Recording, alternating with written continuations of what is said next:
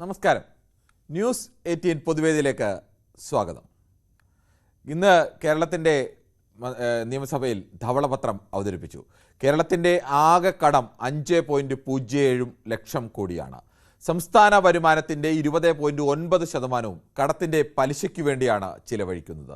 സംസ്ഥാന GDPയുടെ 35.5% കടബാധ്യത. ദേശീയ ശരാശരിക്കും മേലെയാണിത്. കേരളത്തിന് വരുമാന ഇനത്തിൽ 100 രൂപ ലഭിച്ചാൽ അതിൽ 77 രൂപയും ശമ്പളം, പെൻഷൻ, പലിശ ഇനത്തിൽ ചെലവഴിക്കണം.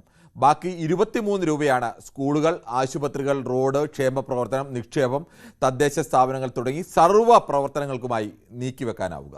ലളിതമായി പറഞ്ഞാൽ 50,000 രൂപ മാസശമ്പളം കിട്ടുന്ന ഒരാൾക്ക് അതിൽ 32,000 രൂപയും കടം വീട്ടാൻ മുതൽ വീട്ടു സഹായിക്ക് ശമ്പളം വരെ കൊടുക്കേണ്ടി വരുന്നു. ബാക്കി 12,000 രൂപയ്ക്ക് വേണം കുട്ടികളെ പഠിപ്പിക്കാനും ഭക്ഷണത്തിനും വസ്ത്രത്തിനും മറ്റ് ചെലവുകൾക്കെല്ലാം കൂടി നീക്കിയിരിപ്പുള്ളത്. ഇതാണ് കേരളത്തിൻ്റെ ഇപ്പോഴത്തെ അവസ്ഥ. അതിപ്പോൾ കഴിഞ്ഞ സർക്കാർ മാത്രമായി വരുത്തിവെച്ച ബാധ്യതയൊന്നുമല്ല. 2001 ആന്റണി സർക്കാർ അധികാരത്തിൽ വരുമ്പോൾ ആകെ കടം 25,721 കോടി രൂപയായിരുന്നു. ഇറങ്ങുമ്പോഴത് 78% കൂട്ടി 45,929 കോടിയിലെത്തിച്ചു. 2006 VS സർക്കാർ ഇത് 71.29% കൂട്ടി 78,673 കോടിയാക്കി.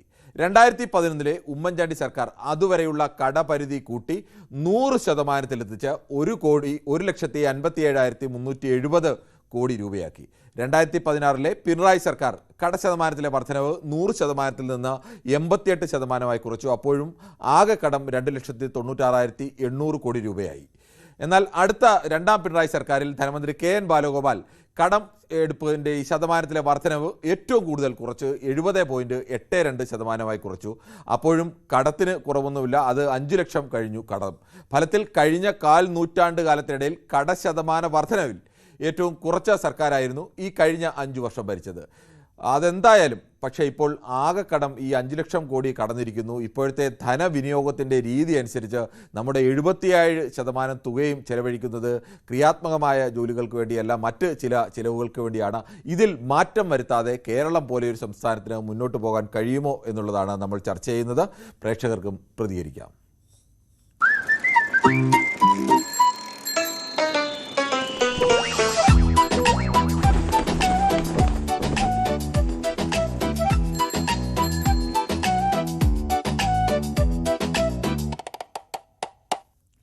ശ്രീ മഹിയാണ് കിള്ളിപ്പാലത്ത് നിന്നും. ശ്രീ മഹി, ആദ്യം തന്നെ താങ്കളോട് മുൻകൂറായി തന്നെ പറയുകയാണ്, ഈ വിഷയത്തിൽ നിന്ന്, ഇതിൻ്റെ മെറിറ്റിൽ നിന്ന് വേണം സംസാരിക്കാൻ. കേരളത്തിൻ്റെ ആകെ കടം 5,07,000 കോടി രൂപയിലേക്ക് എത്തിയിരിക്കുകയാണ്. ആകെ ചിലവഴിക്കുന്ന തുകയുടെ മഹാഭൂരിപക്ഷവും കടത്തിന് പലിശ അടയ്ക്കാനും ഒക്കെയാണ് ചെയ്യുന്നത്. ഇങ്ങനെ കടം വാങ്ങി നിന്നൊരു സർക്കാർ, അല്ലെങ്കിൽ ആ തരത്തിലേക്ക് എത്തിച്ച ഒരു സർക്കാർ, അതാണിപ്പോൾ കേരളത്തിൻ്റെ ധവളപത്രം വ്യക്തമാക്കുന്നത്. എങ്ങനെയാണ് ഇങ്ങനെ മുന്നോട്ട് പോകാൻ കഴിയുക? ഇതിനെപ്പറ്റിയാണ് പറയുന്നതെങ്കിൽ കട്ട് ചെയ്യില്ല. താങ്കൾ ഇതിന് പകരം മറ്റു പല കാര്യങ്ങൾ പറഞ്ഞാൽ കട്ട് ചെയ്യും. അല്ല, അതല്ല. ശരി, ഇതിപ്പോ ആര് ഭരിച്ചാലും ഈ കടം വന്നുകൊണ്ടിരിക്കും. അതിന് ഒരു മാറ്റം വരില്ല. ഇനിയിപ്പോ അങ്ങനെയല്ല, വീണ്ടും ഇടതുദിവസം വന്നാലും ഇതേരെ വരും. ഇപ്പൊ കോൺഗ്രസ് ഭരിച്ചാലും ഇതേരെ വരും. പിന്നെ ഒരു കാര്യം പറയാം, ഈ ക്ഷേമ പെൻഷൻ കൊടുക്കാൻ പറഞ്ഞപ്പോ അത് സാമ്പത്തികം മെച്ചപ്പെടാൻ, കേരളത്തിൽ കിടക്ക് സാമ്പത്തികം ഒന്നും മെച്ചപ്പെടാൻ ക്ഷേമ പെൻഷൻ അവര് കൊടുക്കാൻ കൊടുക്കാന്ന് പറഞ്ഞ വാഗ്ദാനമൊക്കെ നടത്തുമോ നടത്തില്ലോ എന്നുള്ളത് ഇനി ഒരുപാട് സമയമുണ്ട്. ഒരു സർക്കാർ വിലയിരുത്താനുള്ള സമയമൊന്നും ആയില്ല. ശ്രീ മഹി, 18 മാസം കടമെത്തി പോയി ഉമ്മൻചാണ്ടി. ആ കണക്കൊക്കെ ഒരുപാട്. ഞാനതാണ് താങ്കളോട് തുടക്കത്തിൽ തന്നെ പറഞ്ഞത്. താങ്കൾ ഒരു വിഷയത്തിന്റെ മെറിറ്റിൽ നിന്ന് സംസാരിക്കാതെ ഉമ്മൻചാണ്ടി കടം വെച്ച് പോയതിന്റെ അല്ല ചോദിച്ചത്. കേരളത്തിന്റെ ഇപ്പോഴത്തെ കടം ഈ രീതിയിൽ മുന്നോട്ട് പോകാൻ കഴിയുമുള്ള ചോദ്യം. അത് അങ്ങനെ പറയണ്ട. ഈ ക്ഷേമ പെൻഷന്റെ കാര്യം മുഖ്യമന്ത്രി പ്രതിപക്ഷ നേതാവ് ചോദിച്ചപ്പോ അവരുടെ സർക്കാരിനെ, അവരെ കേരളം ജനം തെരഞ്ഞെടുത്തല്ലേ, അവർ കൊടുത്തോളും. ഇപ്പോഴേ കടന്ന് അതിനു വേണ്ടി കിടന്ന് വേളം വെക്കണ്ട ശ്രീ മഹി. അതൊക്കെ ജനങ്ങൾ നോക്കിക്കോളും. ആ സമയമാകുമ്പോൾ അവർ കൊടുത്തില്ലെങ്കിൽ അവർക്ക് മറുപടി കൊടുക്കുകയൊക്കെ ചെയ്യും. ഈ ക്ഷേമ പെൻഷൻ കൊടുത്തതൊക്കെ അവിടെ നിൽക്കട്ടെ ശ്രീ മഹി. അത് ഞാൻ പറഞ്ഞല്ലോ, കേരളത്തിലെ ജനത്തിന് വേണ്ട സമയത്ത് വേണ്ടത് കൊടുത്തില്ലെങ്കിൽ, അവർ പറഞ്ഞത് ചെയ്തില്ലെങ്കിൽ അന്നേരം അവർ നോക്കിക്കോളും. താങ്കൾ ഇപ്പോഴേ അതിനെ ഓർത്ത് വ്യാകുലപ്പെടേണ്ട. ശരി, ഓക്കെ. പാവങ്ങൾക്ക് ഈ ജനമിത്രയാണ് പൈസ ആലപ്പുഴയിൽ നിന്നാണ് ചെലവഴിക്കുന്നത്. വിളിക്കുന്നത്. ജനമിത്ര, ഞാൻ തുടക്കത്തിൽ തന്നെ പ്രേക്ഷകരോട് പറയുകയാണ്, ഈ ചില പ്രേക്ഷകരെ എന്ത് പറഞ്ഞാലും ഈ അതിൻ്റെ മെറിറ്റിൽ നിന്ന് സംസാരിക്കില്ല. നിങ്ങൾക്ക് അതിൻ്റെ മെറിറ്റിൽ നിന്ന് LDF നെയോ UDF നെയോ വിമർശിക്കാം, അതിന് യാതൊരു തടസ്സവുമില്ല. പക്ഷേ അതുമായി ബന്ധപ്പെടാത്ത വിഷയങ്ങൾ എടുത്തു വെച്ച് സംസാരിച്ചു കഴിഞ്ഞാൽ നമുക്ക് പ്രയാസവും. എല്ലാ ദിവസവും ഒരേ കാര്യങ്ങൾ തന്നെ ഒരേ ആൾക്കാർ പറഞ്ഞുകൊണ്ടിരുന്നാൽ അത് നമുക്ക് ഇങ്ങനെ ഒരു ചർച്ച മുന്നോട്ട് കൊണ്ടുപോകാൻ കഴിയില്ല. ശ്രീ ജനമിത്ര, താങ്കൾക്ക് എന്ത് തോന്നുന്നു? കേരളത്തിൻ്റെ കടം വല്ലാതെ കൂടുകയാണ്. ഇതൊക്കെ പറയുമ്പോഴും കഴിഞ്ഞ 25 കൊല്ലത്തിനിടയിൽ കടത്തിൻ്റെ പരിധിയിൽ, കടമെടുപ്പിൻ്റെ ആ ഒരു വർധനവിൻ്റെ ശതമാനത്തിൽ കുറവ് വരുത്തിയ ഒരാൾ KN ബാലഗോപാലാണ്. ആ 5 വർഷമാണ്. അതിനു മുമ്പുള്ള പിണറായി സർക്കാരിൻ്റെ കാലത്തും അതിനു മുമ്പുള്ള ഉമ്മൻചാണ്ടി സർക്കാരിൻ്റെ കാലത്തുമെല്ലാം കടമെടുക്കുന്നത് നേരെ ഇരട്ടിയാക്കി വന്നുകൊണ്ടിരുന്നൊരു സ്ഥലമാണ്. പക്ഷേ അപ്പോഴും കേരളത്തിന് താങ്ങാൻ കഴിയാത്ത ഒരു കടത്തിൻ്റെ അവസ്ഥയിലാണ് കേരളം നിൽക്കുന്നത്. വെച്ചാൽ ക്രിയാത്മകമായ കാര്യങ്ങൾക്ക് പണം ചെലവഴിക്കാൻ കഴിയാത്ത ഒരവസ്ഥ. എങ്ങനെ നമുക്ക് ഇങ്ങനെ മുന്നോട്ട് പോകാൻ കഴിയും? ശ്രീ ദിവാകരനാണ് തലശ്ശേരിയിൽ നിന്ന്. താങ്കൾ പറഞ്ഞോളൂ. സാറേ, പിന്നെ അതായത് സീനിയർ എക്സ്പീരിയൻസ് ഒരു മാന്യ വ്യക്തിയാ താങ്കൾ. താങ്കൾക്ക് നല്ല എക്സ്പീരിയൻസും എല്ലാം കൊണ്ടും നല്ല നോളജും എല്ലാം ഉണ്ട്. അപ്പോൾ താങ്കൾ ഇപ്പൊ അഡ്വൈസ് കൊടുത്തിട്ട് ഒന്നിച്ചും നിൽക്കുന്നില്ല. എന്നിട്ടും ഞാൻ പിടിച്ച ഇതിന് 2 കൊമ്പ് ഉള്ള ധാരണ, മാനിന് 2 കൊമ്പ് എന്നുള്ള ധാരണ. പിന്നെ സാറേ, ഹലോ പറഞ്ഞോ. സാറേ, പിന്നെ അതായത് ഈ കൊക്കിലൊതുങ്ങുന്ന ഈ കൊത്താവും, ആരും അത് ശ്രദ്ധിക്കണം. എന്താണ് കണ്ടമാന കിഡ്നി ഏത് ഗവൺമെന്റ് ആയാലും ലോൺ എടുത്തിട്ട് അതായത് ദൂർത്തടിച്ചിട്ട് ചെലവാക്കി. നല്ല കാര്യത്തിനല്ല ഇത്. അഡ്വർടൈസ്മെന്റ് പ്രോഗ്രാം അത് ഇത് കണ്ടമാനം പലതരത്തിലും പൈസ ചെലവാക്കി. അപ്പൊ അതാണ് ഇപ്പം ധവളപത്രം പാസ്സാക്കിയിട്ട് അതിന്റെ വരവ് ചെലവാണ് നമ്മളെ മുഖ്യമന്ത്രി ശ്രീ സതീശൻ സാറ് നല്ല ഇന്റലിജന്റ് ആയിട്ടുള്ള, സാറിനെ പോലത്തെ നല്ല ഇന്റലിജന്റ് ആയിട്ടുള്ള നല്ല അറിവുള്ള അദ്ദേഹം എല്ലാ കാര്യങ്ങളും പറഞ്ഞു. ഇനി അതിന് മെഴുകിയാലൊന്നും ശരിയാവില്ല. ഞാൻ പാർട്ടി പറയുന്നല്ല, ആരായാലും ഇനി 5 കൊല്ലം നല്ല നിലയിൽ ശാന്തി സമാധാനവും എല്ലാവർക്കും നല്ലത് വരണം. വ്യക്തമാണ്. ശ്രീ രാധാകൃഷ്ണനാണ് ചാത്തന്നൂരിൽ നിന്നും. ശ്രീ രാധാകൃഷ്ണൻ, ഈ കേരളത്തിന് ആകെ കിട്ടുന്ന വരുമാനത്തിൻ്റെ 77% ശമ്പളവും പെൻഷനും ഒക്കെ കൊടുക്കാതിരിക്കാൻ കഴിയില്ല. പക്ഷേ കടത്തിന് കൂടി ആകെ 20.9% നമ്മുടെ തുക. 10 രൂപ കിട്ടിക്കഴിഞ്ഞാൽ അതിൽ 20 രൂപയും 21 രൂപയും കൊടുക്കേണ്ടി വരുന്നത് കടത്തിന് പലിശയായി കൊടുക്കേണ്ടി വരുന്ന അവസ്ഥയിലാണ്. ഈ ഒരു സാമ്പത്തിക രീതിയിൽ നമുക്ക് മുന്നോട്ട് പോകാൻ കഴിയുമോ? ഇത്തരത്തിലുള്ള സാമ്പത്തിക സ്ഥിതിയിൽ നമുക്ക് മുന്നോട്ട് പോകാൻ കഴിയുമോ എന്നുള്ളതൊക്കെ തന്നെ വിശദമായിട്ടുള്ള പഠനങ്ങൾക്ക് വിധേയമാകേണ്ടതാണ്. ഞാൻ ഈ നമ്മളെ ചാനൽ ചർച്ചകളിലൊക്കെ സമീപകാലങ്ങളിൽ ചില സാമ്പത്തിക വിദഗ്ധരൊക്കെ തന്നെ ഈ നമ്മുടെ രാജ്യത്തിന്റെ ഒന്നടങ്കമുള്ള സാമ്പത്തിക സ്ഥിതിയെക്കുറിച്ചൊക്കെ സംസാരിക്കുന്നത് കേട്ട സമയത്ത് ഞാൻ പേര് വിട്ടെന്ന് പറയാൻ മറന്നത്, നമ്മുടെ അടക്കം ചാനലുകളിൽ വൈകുന്നേരത്തെ ചർച്ചകളിലൊക്കെ സാമ്പത്തിക സ്ഥിതിയെക്കുറിച്ച് മുമ്പ് മൊത്തത്തിൽ ഇന്ത്യയുടെ ആകെ മൊത്തം ഉള്ള കാര്യം ഞാൻ പറയുന്നത്. അത്തരത്തിൽ നമ്മുടെ രാജ്യത്തിന്റെ സാമ്പത്തിക വ്യവസ്ഥയെക്കുറിച്ചൊരു ചർച്ച വന്ന സമയത്ത് ഞാൻ പറയുന്നതായിട്ട് ഒരു സാമ്പത്തിക വിദഗ്ധൻ പറയുന്നതായി കേട്ടു. നമുക്ക് എത്രത്തോളം സാമ്പത്തിക ബാധ്യത നമ്മുടെ രാജ്യത്തിനുണ്ടായാലും അതിനനുസരിച്ചുള്ള വരുമാന സ്രോതസ്സും അതിന് അനുസരിച്ചുള്ള നമ്മൾ അടിസ്ഥാനവും നമ്മുടെ രാജ്യത്തിന് ഉൽപാദന മേഖലയിലും മറ്റ് വ്യവസായ മേഖലയിലുമൊക്കെ ഉണ്ട്. നമുക്ക് ഒരു കാലത്തും നമ്മുടെ രാജ്യത്തിന് സാമ്പത്തിക, ഇപ്പൊ ശ്രീലങ്കയിലേക്ക് സംഭവിച്ചതുപോലെയുള്ള ഒരു സാമ്പത്തിക തകർച്ചയ്ക്ക് വിദൂരമായ സാധ്യത പോലും നമ്മുടെ രാജ്യത്തിന് ഇല്ല എന്നാണ് ആ സാമ്പത്തിക വിദഗ്ധൻ ഒരു ദിവസം പറഞ്ഞതായിട്ട് ഞാൻ കേൾക്കുന്നു. ഞങ്ങളാരും ഈ സാമ്പത്തിക വൈദഗ്ധ്യത്തെ കുറിച്ച് അത്രത്തോളം പാണ്ഡിത്യം ഉള്ളവരല്ല. എങ്കിലും ഞാൻ ഏകദേശം നമ്മുടെ രാജ്യത്തിന്റെ അവസ്ഥയെക്കുറിച്ച് അദ്ദേഹം പറഞ്ഞ കാര്യം ഞാൻ നമ്മളെ ദൈനംദിനമുള്ള വാർത്തകൾ കാണുന്ന കൂട്ടത്തിൽ ഇന്ന് ഓർമ്മിക്കുകയാണ്. അതൊരു പ്രധാനപ്പെട്ട കാര്യമായതുകൊണ്ടാണ് ആ വിഷയം ഓർത്തു വെച്ചതെന്ന് അദ്ദേഹം പറഞ്ഞത് ഒരു ചാനലിൽ ഞാൻ കേട്ടതാണ്. അപ്പം നമ്മൾ എനിക്ക് പറയാനുള്ള ഇന്നത്തെ വിഷയത്തിലെന്ന് പറയുമ്പോൾ നമ്മൾ പ്രതീക്ഷിച്ചതുപോലെ തന്നെ നമ്മുടെ മുഖ്യമന്ത്രി പറഞ്ഞതുപോലെ തന്നെ ധവളപത്രം കാത്തി ഭീഷണിപ്പെടുത്തണ്ട എന്ന് പറഞ്ഞതുപോലെ അപ്പോൾ തന്നെ നമ്മുടെ ബഹുമാനപ്പെട്ട മുഖ്യമന്ത്രി കഴിഞ്ഞ ദിവസങ്ങളിലൊക്കെ തന്നെ നിയമസഭയിൽ പറഞ്ഞത് ഇതാണ്. അദ്ദേഹത്തോട് ധാരാളം ചോദ്യം പ്രതിപക്ഷമടക്കം ചോദിക്കുമ്പോഴും മാധ്യമങ്ങൾ ചോദിക്കുമ്പോഴും അദ്ദേഹം ഒറ്റ സെന്റൻസിലാണ് പറഞ്ഞത്. എന്താണ്? ധവളപത്രം വരട്ടെ എന്ന് പറഞ്ഞാൽ ഒരുതരം അതിലെന്തോ കുഴപ്പമുണ്ട് എന്നൊരു മുൻവിധിയോടെ ഇതിനെക്കുറിച്ച് പഠിക്കുന്നതിന് മുമ്പ് തന്നെ, അല്ലെങ്കിൽ ധവളപത്രം പഠിച്ച് ഇറക്കുന്നതിന് മുമ്പ് തന്നെ ഒരു മുൻവിധിയോടുകൂടി തന്നെയാണ് മുഖ്യമന്ത്രി ഇതിനെ വീക്ഷിച്ചുകൊണ്ടിരിക്കുന്നത്. കഴിഞ്ഞ ദിവസങ്ങളിലെല്ലാം തന്നെ നമ്മളിതൊന്നും പറയണ്ടല്ലോ, രാഷ്ട്രീയമായിട്ട് ഇപ്പൊ ലൈവായിട്ട് നിൽക്കാത്ത ബഹുമാന്യനായിട്ടുള്ള AK ആന്റണി എന്തോ പറഞ്ഞത്, അദ്ദേഹത്തിന് ഇപ്പൊ ദൈനംദിന രാഷ്ട്രീയ സംഘടനാ കാര്യങ്ങളൊന്നും അദ്ദേഹം ബന്ധപ്പെടുന്നില്ല.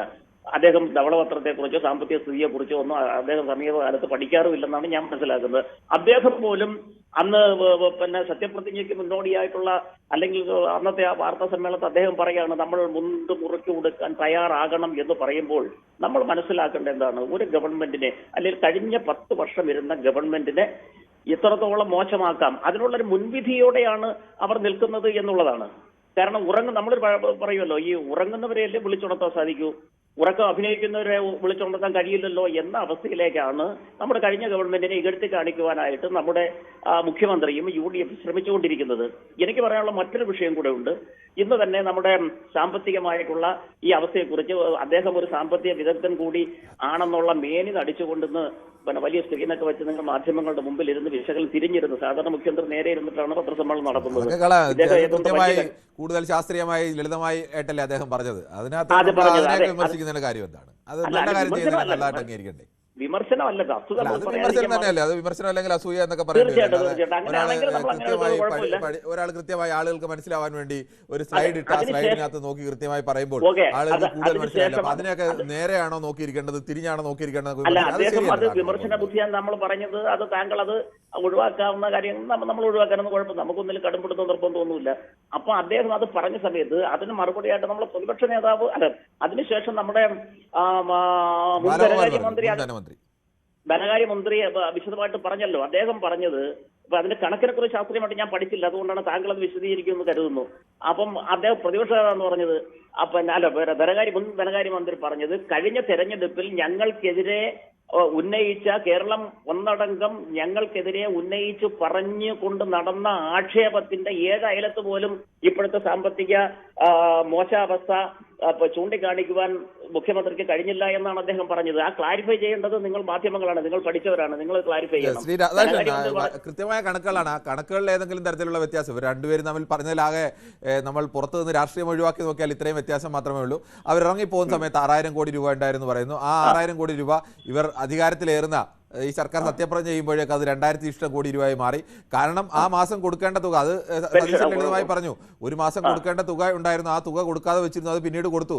ഈ സർക്കാർ കയറിയപ്പോഴേക്ക് 2000 കോടിയായി. അപ്പോൾ അത് 6000 കോടി അധികമുണ്ട് എന്ന് പറയുന്നത് സാങ്കേതികമായി ശരിയാണ്. അത് ഈ കണക്കിലും അവർ അങ്ങനെ തന്നെ പറയുന്നുണ്ട്. പക്ഷെ അതുകൊണ്ട് ഒരു സർക്കാരിന് മുന്നോട്ട് പോകാൻ കഴിയുന്ന അവസ്ഥ ഉണ്ട് എന്നല്ല അത് സൂചിപ്പിക്കുന്നത്.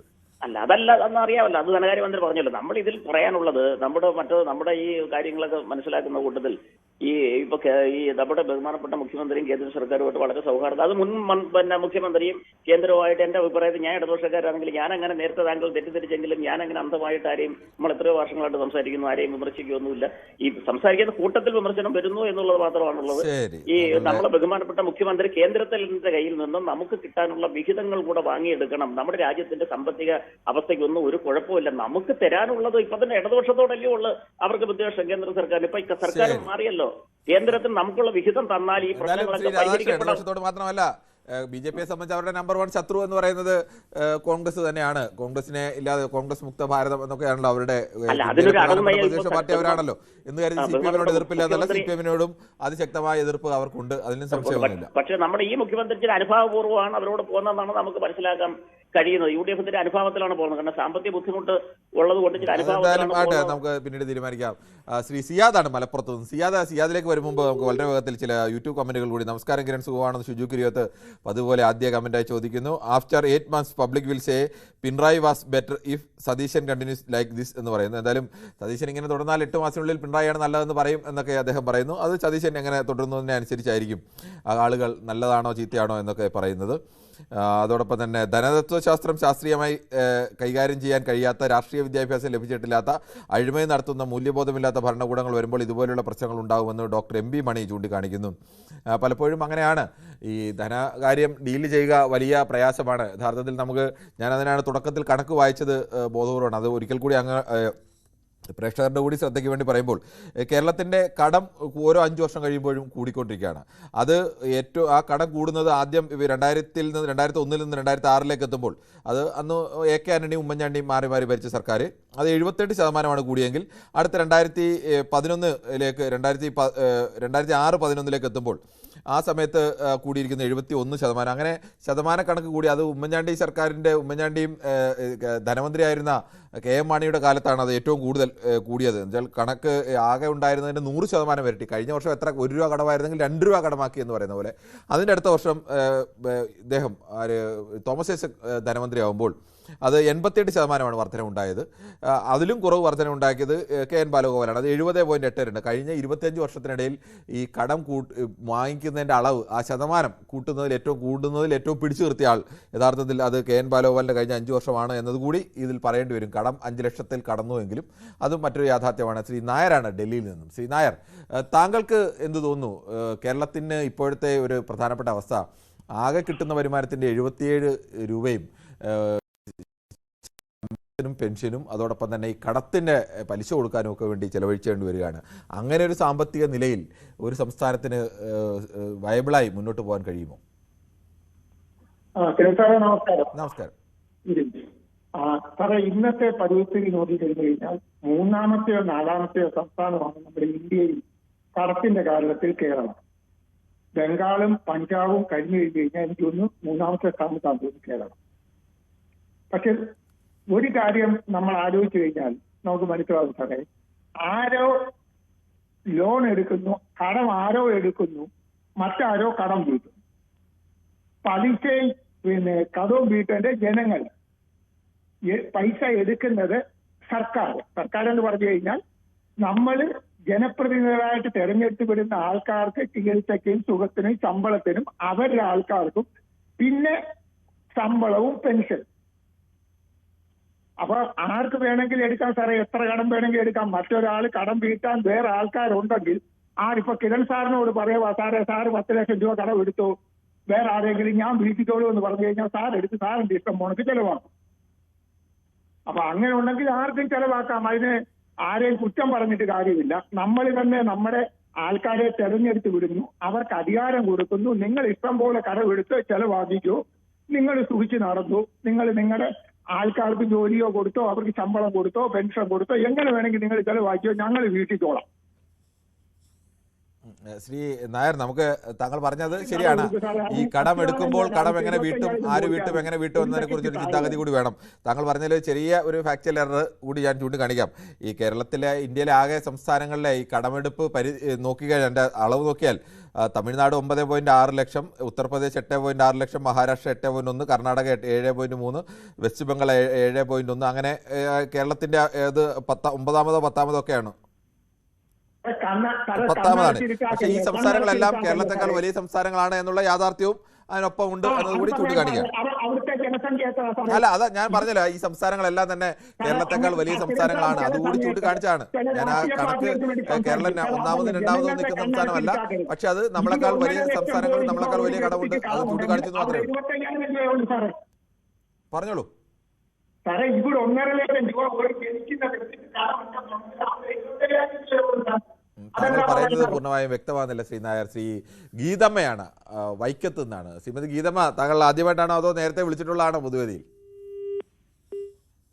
ശ്രീ ഗീതമ്മ കേൾക്കാമോ? പുള്ളിക്കാരി കേൾക്കുന്നില്ല എന്ന് തോന്നുന്നു. ശ്രീ പീതാംബരനാണ് പള്ളുരുത്തിയിൽ നിന്ന്. ശ്രീ പീതാംബരൻ, താങ്കൾ ഇത്തരം കാര്യങ്ങളൊക്കെ പഠിക്കുന്ന ഒരാൾ കൂടിയാണല്ലോ. താങ്കൾക്ക് എന്ത് തോന്നുന്നു, ഈ കേരളത്തിന്റെ ഇപ്പോഴത്തെ ഒരു സാമ്പത്തിക അവസ്ഥയിൽ ഒരു സംസ്ഥാനത്തിന് എങ്ങനെ? പറഞ്ഞോളൂ. അതിപ്പോ നമ്മളിപ്പോ ഏത് സർക്കാരാണ് ഇവിടെ ഇരുന്നിട്ട് മാറ്റിയ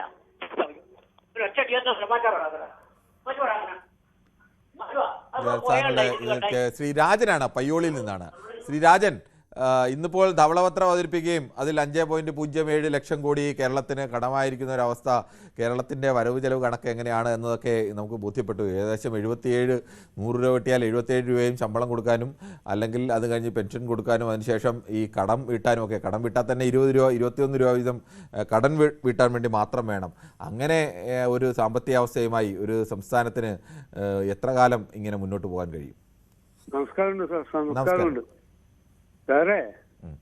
നമ്മള് മുണ്ട് കെട്ടി നല്ല മുറുക്കി കൊടുത്ത് ജനങ്ങൾ മുണ്ട് മുറുക്കി കൊടുത്തിട്ട് നിങ്ങൾ നല്ല സാമ്പത്തിക വസതികളോട്ട് അണ്ടിപ്പരിപ്പും ചായയും മുന്തിരിയെല്ലാം വാങ്ങിയിട്ട് ബ്രേക്ക്ഫാസ്റ്റും ചോറെല്ലാം കഴിക്കാൻ നമ്മളെ പൈസ കൊണ്ടാന്നുള്ള ഒരു ചിന്ത ഇല്ല.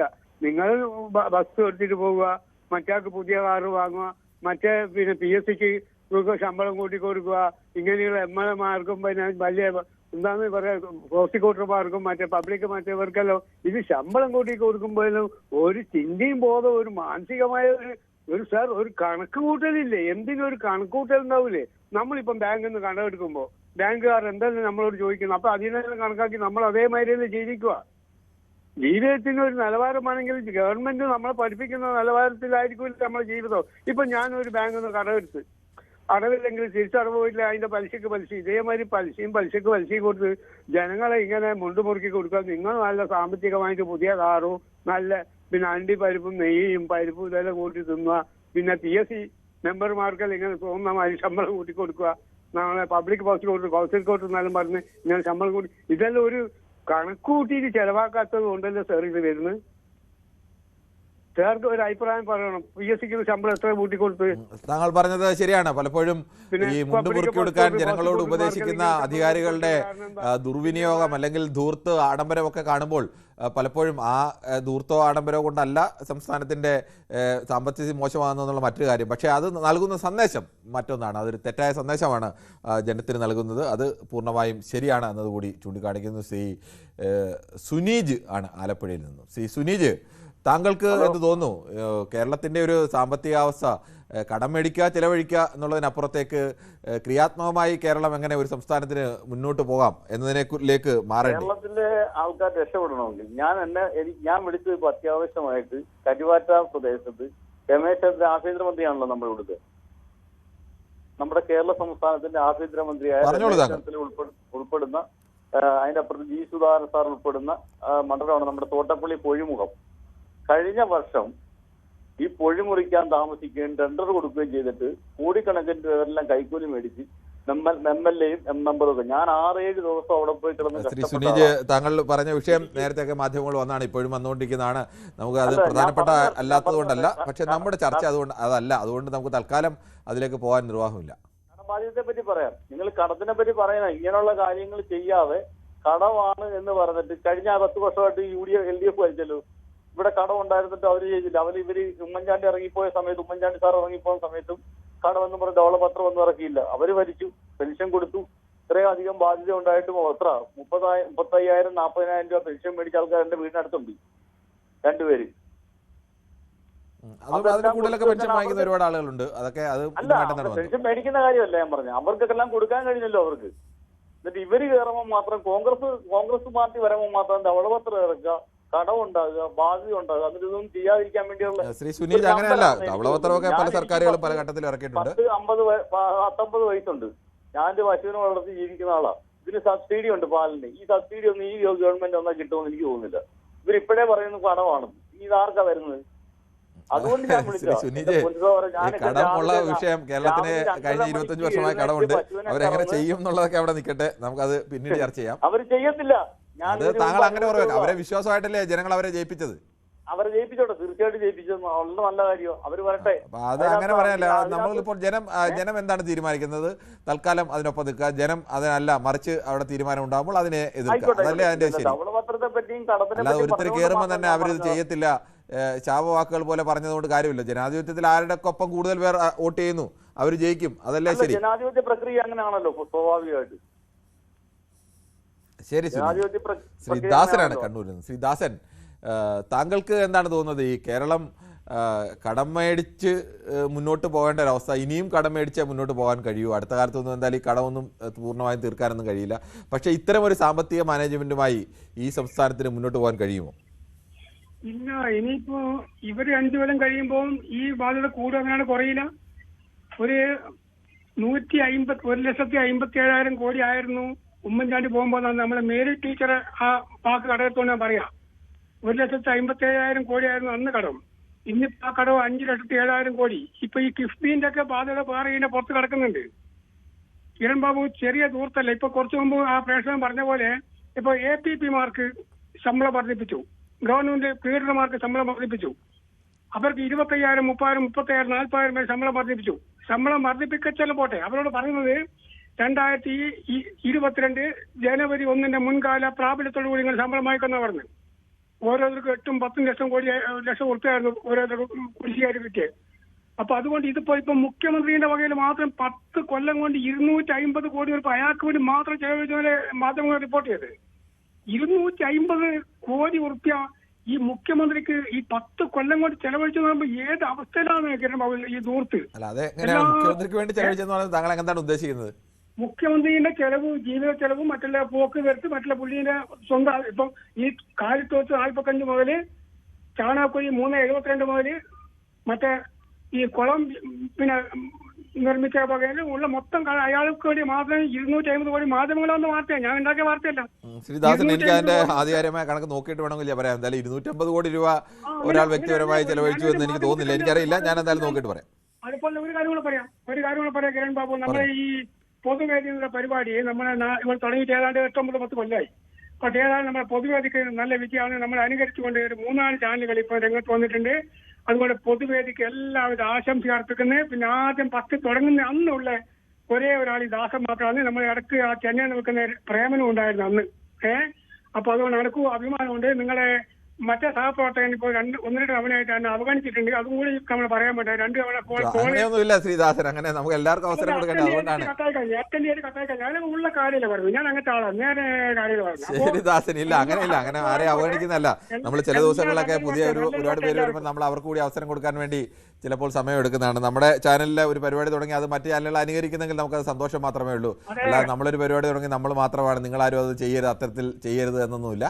ആര് ചെയ്യുന്നെങ്കിലും ചെയ്തോട്ടെ. കാരണം നമുക്ക് പൊതുവേദിക്ക് നമ്മുടേതായ പ്രേക്ഷകർ എല്ലാ കാലത്തും ആര് തുടങ്ങിയാലും നമുക്ക് നമ്മുടെ പ്രേക്ഷകരുണ്ട്. നമ്മൾ പറയുന്നത് പോലെ ഇരിക്കുന്ന കൊമ്പിലല്ല, പറക്കാനുള്ള നമ്മുടെ ശേഷിയിലാണ് നമ്മളെപ്പോഴും വിശ്വസിക്കുന്നത്. ശ്രീദാസൻ, ശരി, ഓക്കെ. ശ്രീ റജിയാണ് ആലപ്പുഴയിൽ നിന്നും. ശ്രീ റജി, താങ്കൾക്ക് എന്ത് തോന്നുന്നു? കേരളത്തിന്റെ ഒരു കടത്തെക്കുറിച്ച്, കേരളത്തിന്റെ വരുമാനത്തെക്കുറിച്ചൊക്കെ ഈ ധവളപത്രത്തിലൊരു ഏകദേശ ചിത്രമുണ്ട്.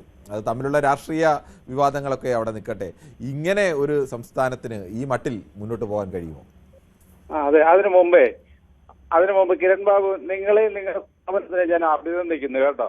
നിങ്ങളെ ഉടൻ തന്നെ ജനങ്ങൾക്ക് വേണ്ടി അത് അവതരിപ്പിക്കുന്നുണ്ടല്ലോ. ജനങ്ങൾ അപ്പൊ ഇത് കണ്ട് മനസ്സിലാക്കുന്ന ആളുകളും ഒക്കെയാണ്. അതുകൊണ്ട് നിങ്ങളെ വളരെ അഭിനന്ദിക്കുന്നു ഞാൻ. പിന്നെ ഇതിനെ സംബന്ധിച്ച് എനിക്ക് പറയുമ്പം 5.07 ലക്ഷം കോടി നമുക്ക് കടമുണ്ടെന്ന് നമ്മുടെ ധനമന്ത്രി, മുഖ്യമന്ത്രി പറയുന്നത് സത്യമാണ്. കാര്യം 10 വർഷം ഇവര് ഭരിച്ച്, 10 വർഷം എന്ന് പറയുമ്പോൾ 200 MLA-മാർക്ക് എത്ര ശതമാനം ഇത് കൊടുക്കുന്നുണ്ട്, ശമ്പളവും മറ്റാനുകൂല്യങ്ങളും. 200 പേര് ഈ 10 വർഷം നമ്മുടെ ഖജനാവിലെ കാശാണ് അടിച്ചോണ്ട് പോയിരിക്കുന്നത്. അവര് ജയിക്കാത്തതും പോട്ടെ. അപ്പൊ അതേ തൊട്ട് പിടിക്കണം. ജനങ്ങൾക്ക് വേണ്ടിയുള്ള ആളുകൾ, പൊതുപ്രവർത്തകരെ റിപ്പോർട്ട് തുടങ്ങണം. അതാണ് വേണ്ടുന്നത്. ഇവർക്ക് ഡീസലോ യാത്രാക്കൂലി എല്ലാം ഉണ്ടെന്നേ. ഇതെല്ലാം കാശാണ്. അതൊക്കെ പിടിച്ചിട്ട് വേണം നാട്ടിലെ യഥാർത്ഥ MLA-മാരുടെ അഴിമതി കാണിക്കാത്ത ഒരാൾക്ക് MLA ആയി തുടരാൻ അയാളുടെ ശമ്പളം കൊണ്ട് അയാളുടെ കുടുംബം പുലർത്താൻ യഥാർത്ഥത്തിൽ കഴിയില്ല. കാരണം ഇവരുടെ കാര്യം അറിയാമല്ലോ, മണ്ഡലത്തിൽ എല്ലായിടത്തും പോകണം, ഏത് കല്യാണം വന്നാൽ പോകണം, മരണം വന്നാൽ പോകണം. അങ്ങനെ ഇപ്പോഴത്തെ അവസ്ഥയിൽ, പണ്ടൊക്കെ ആണെങ്കിൽ അത് വേണ്ടായിരുന്നു.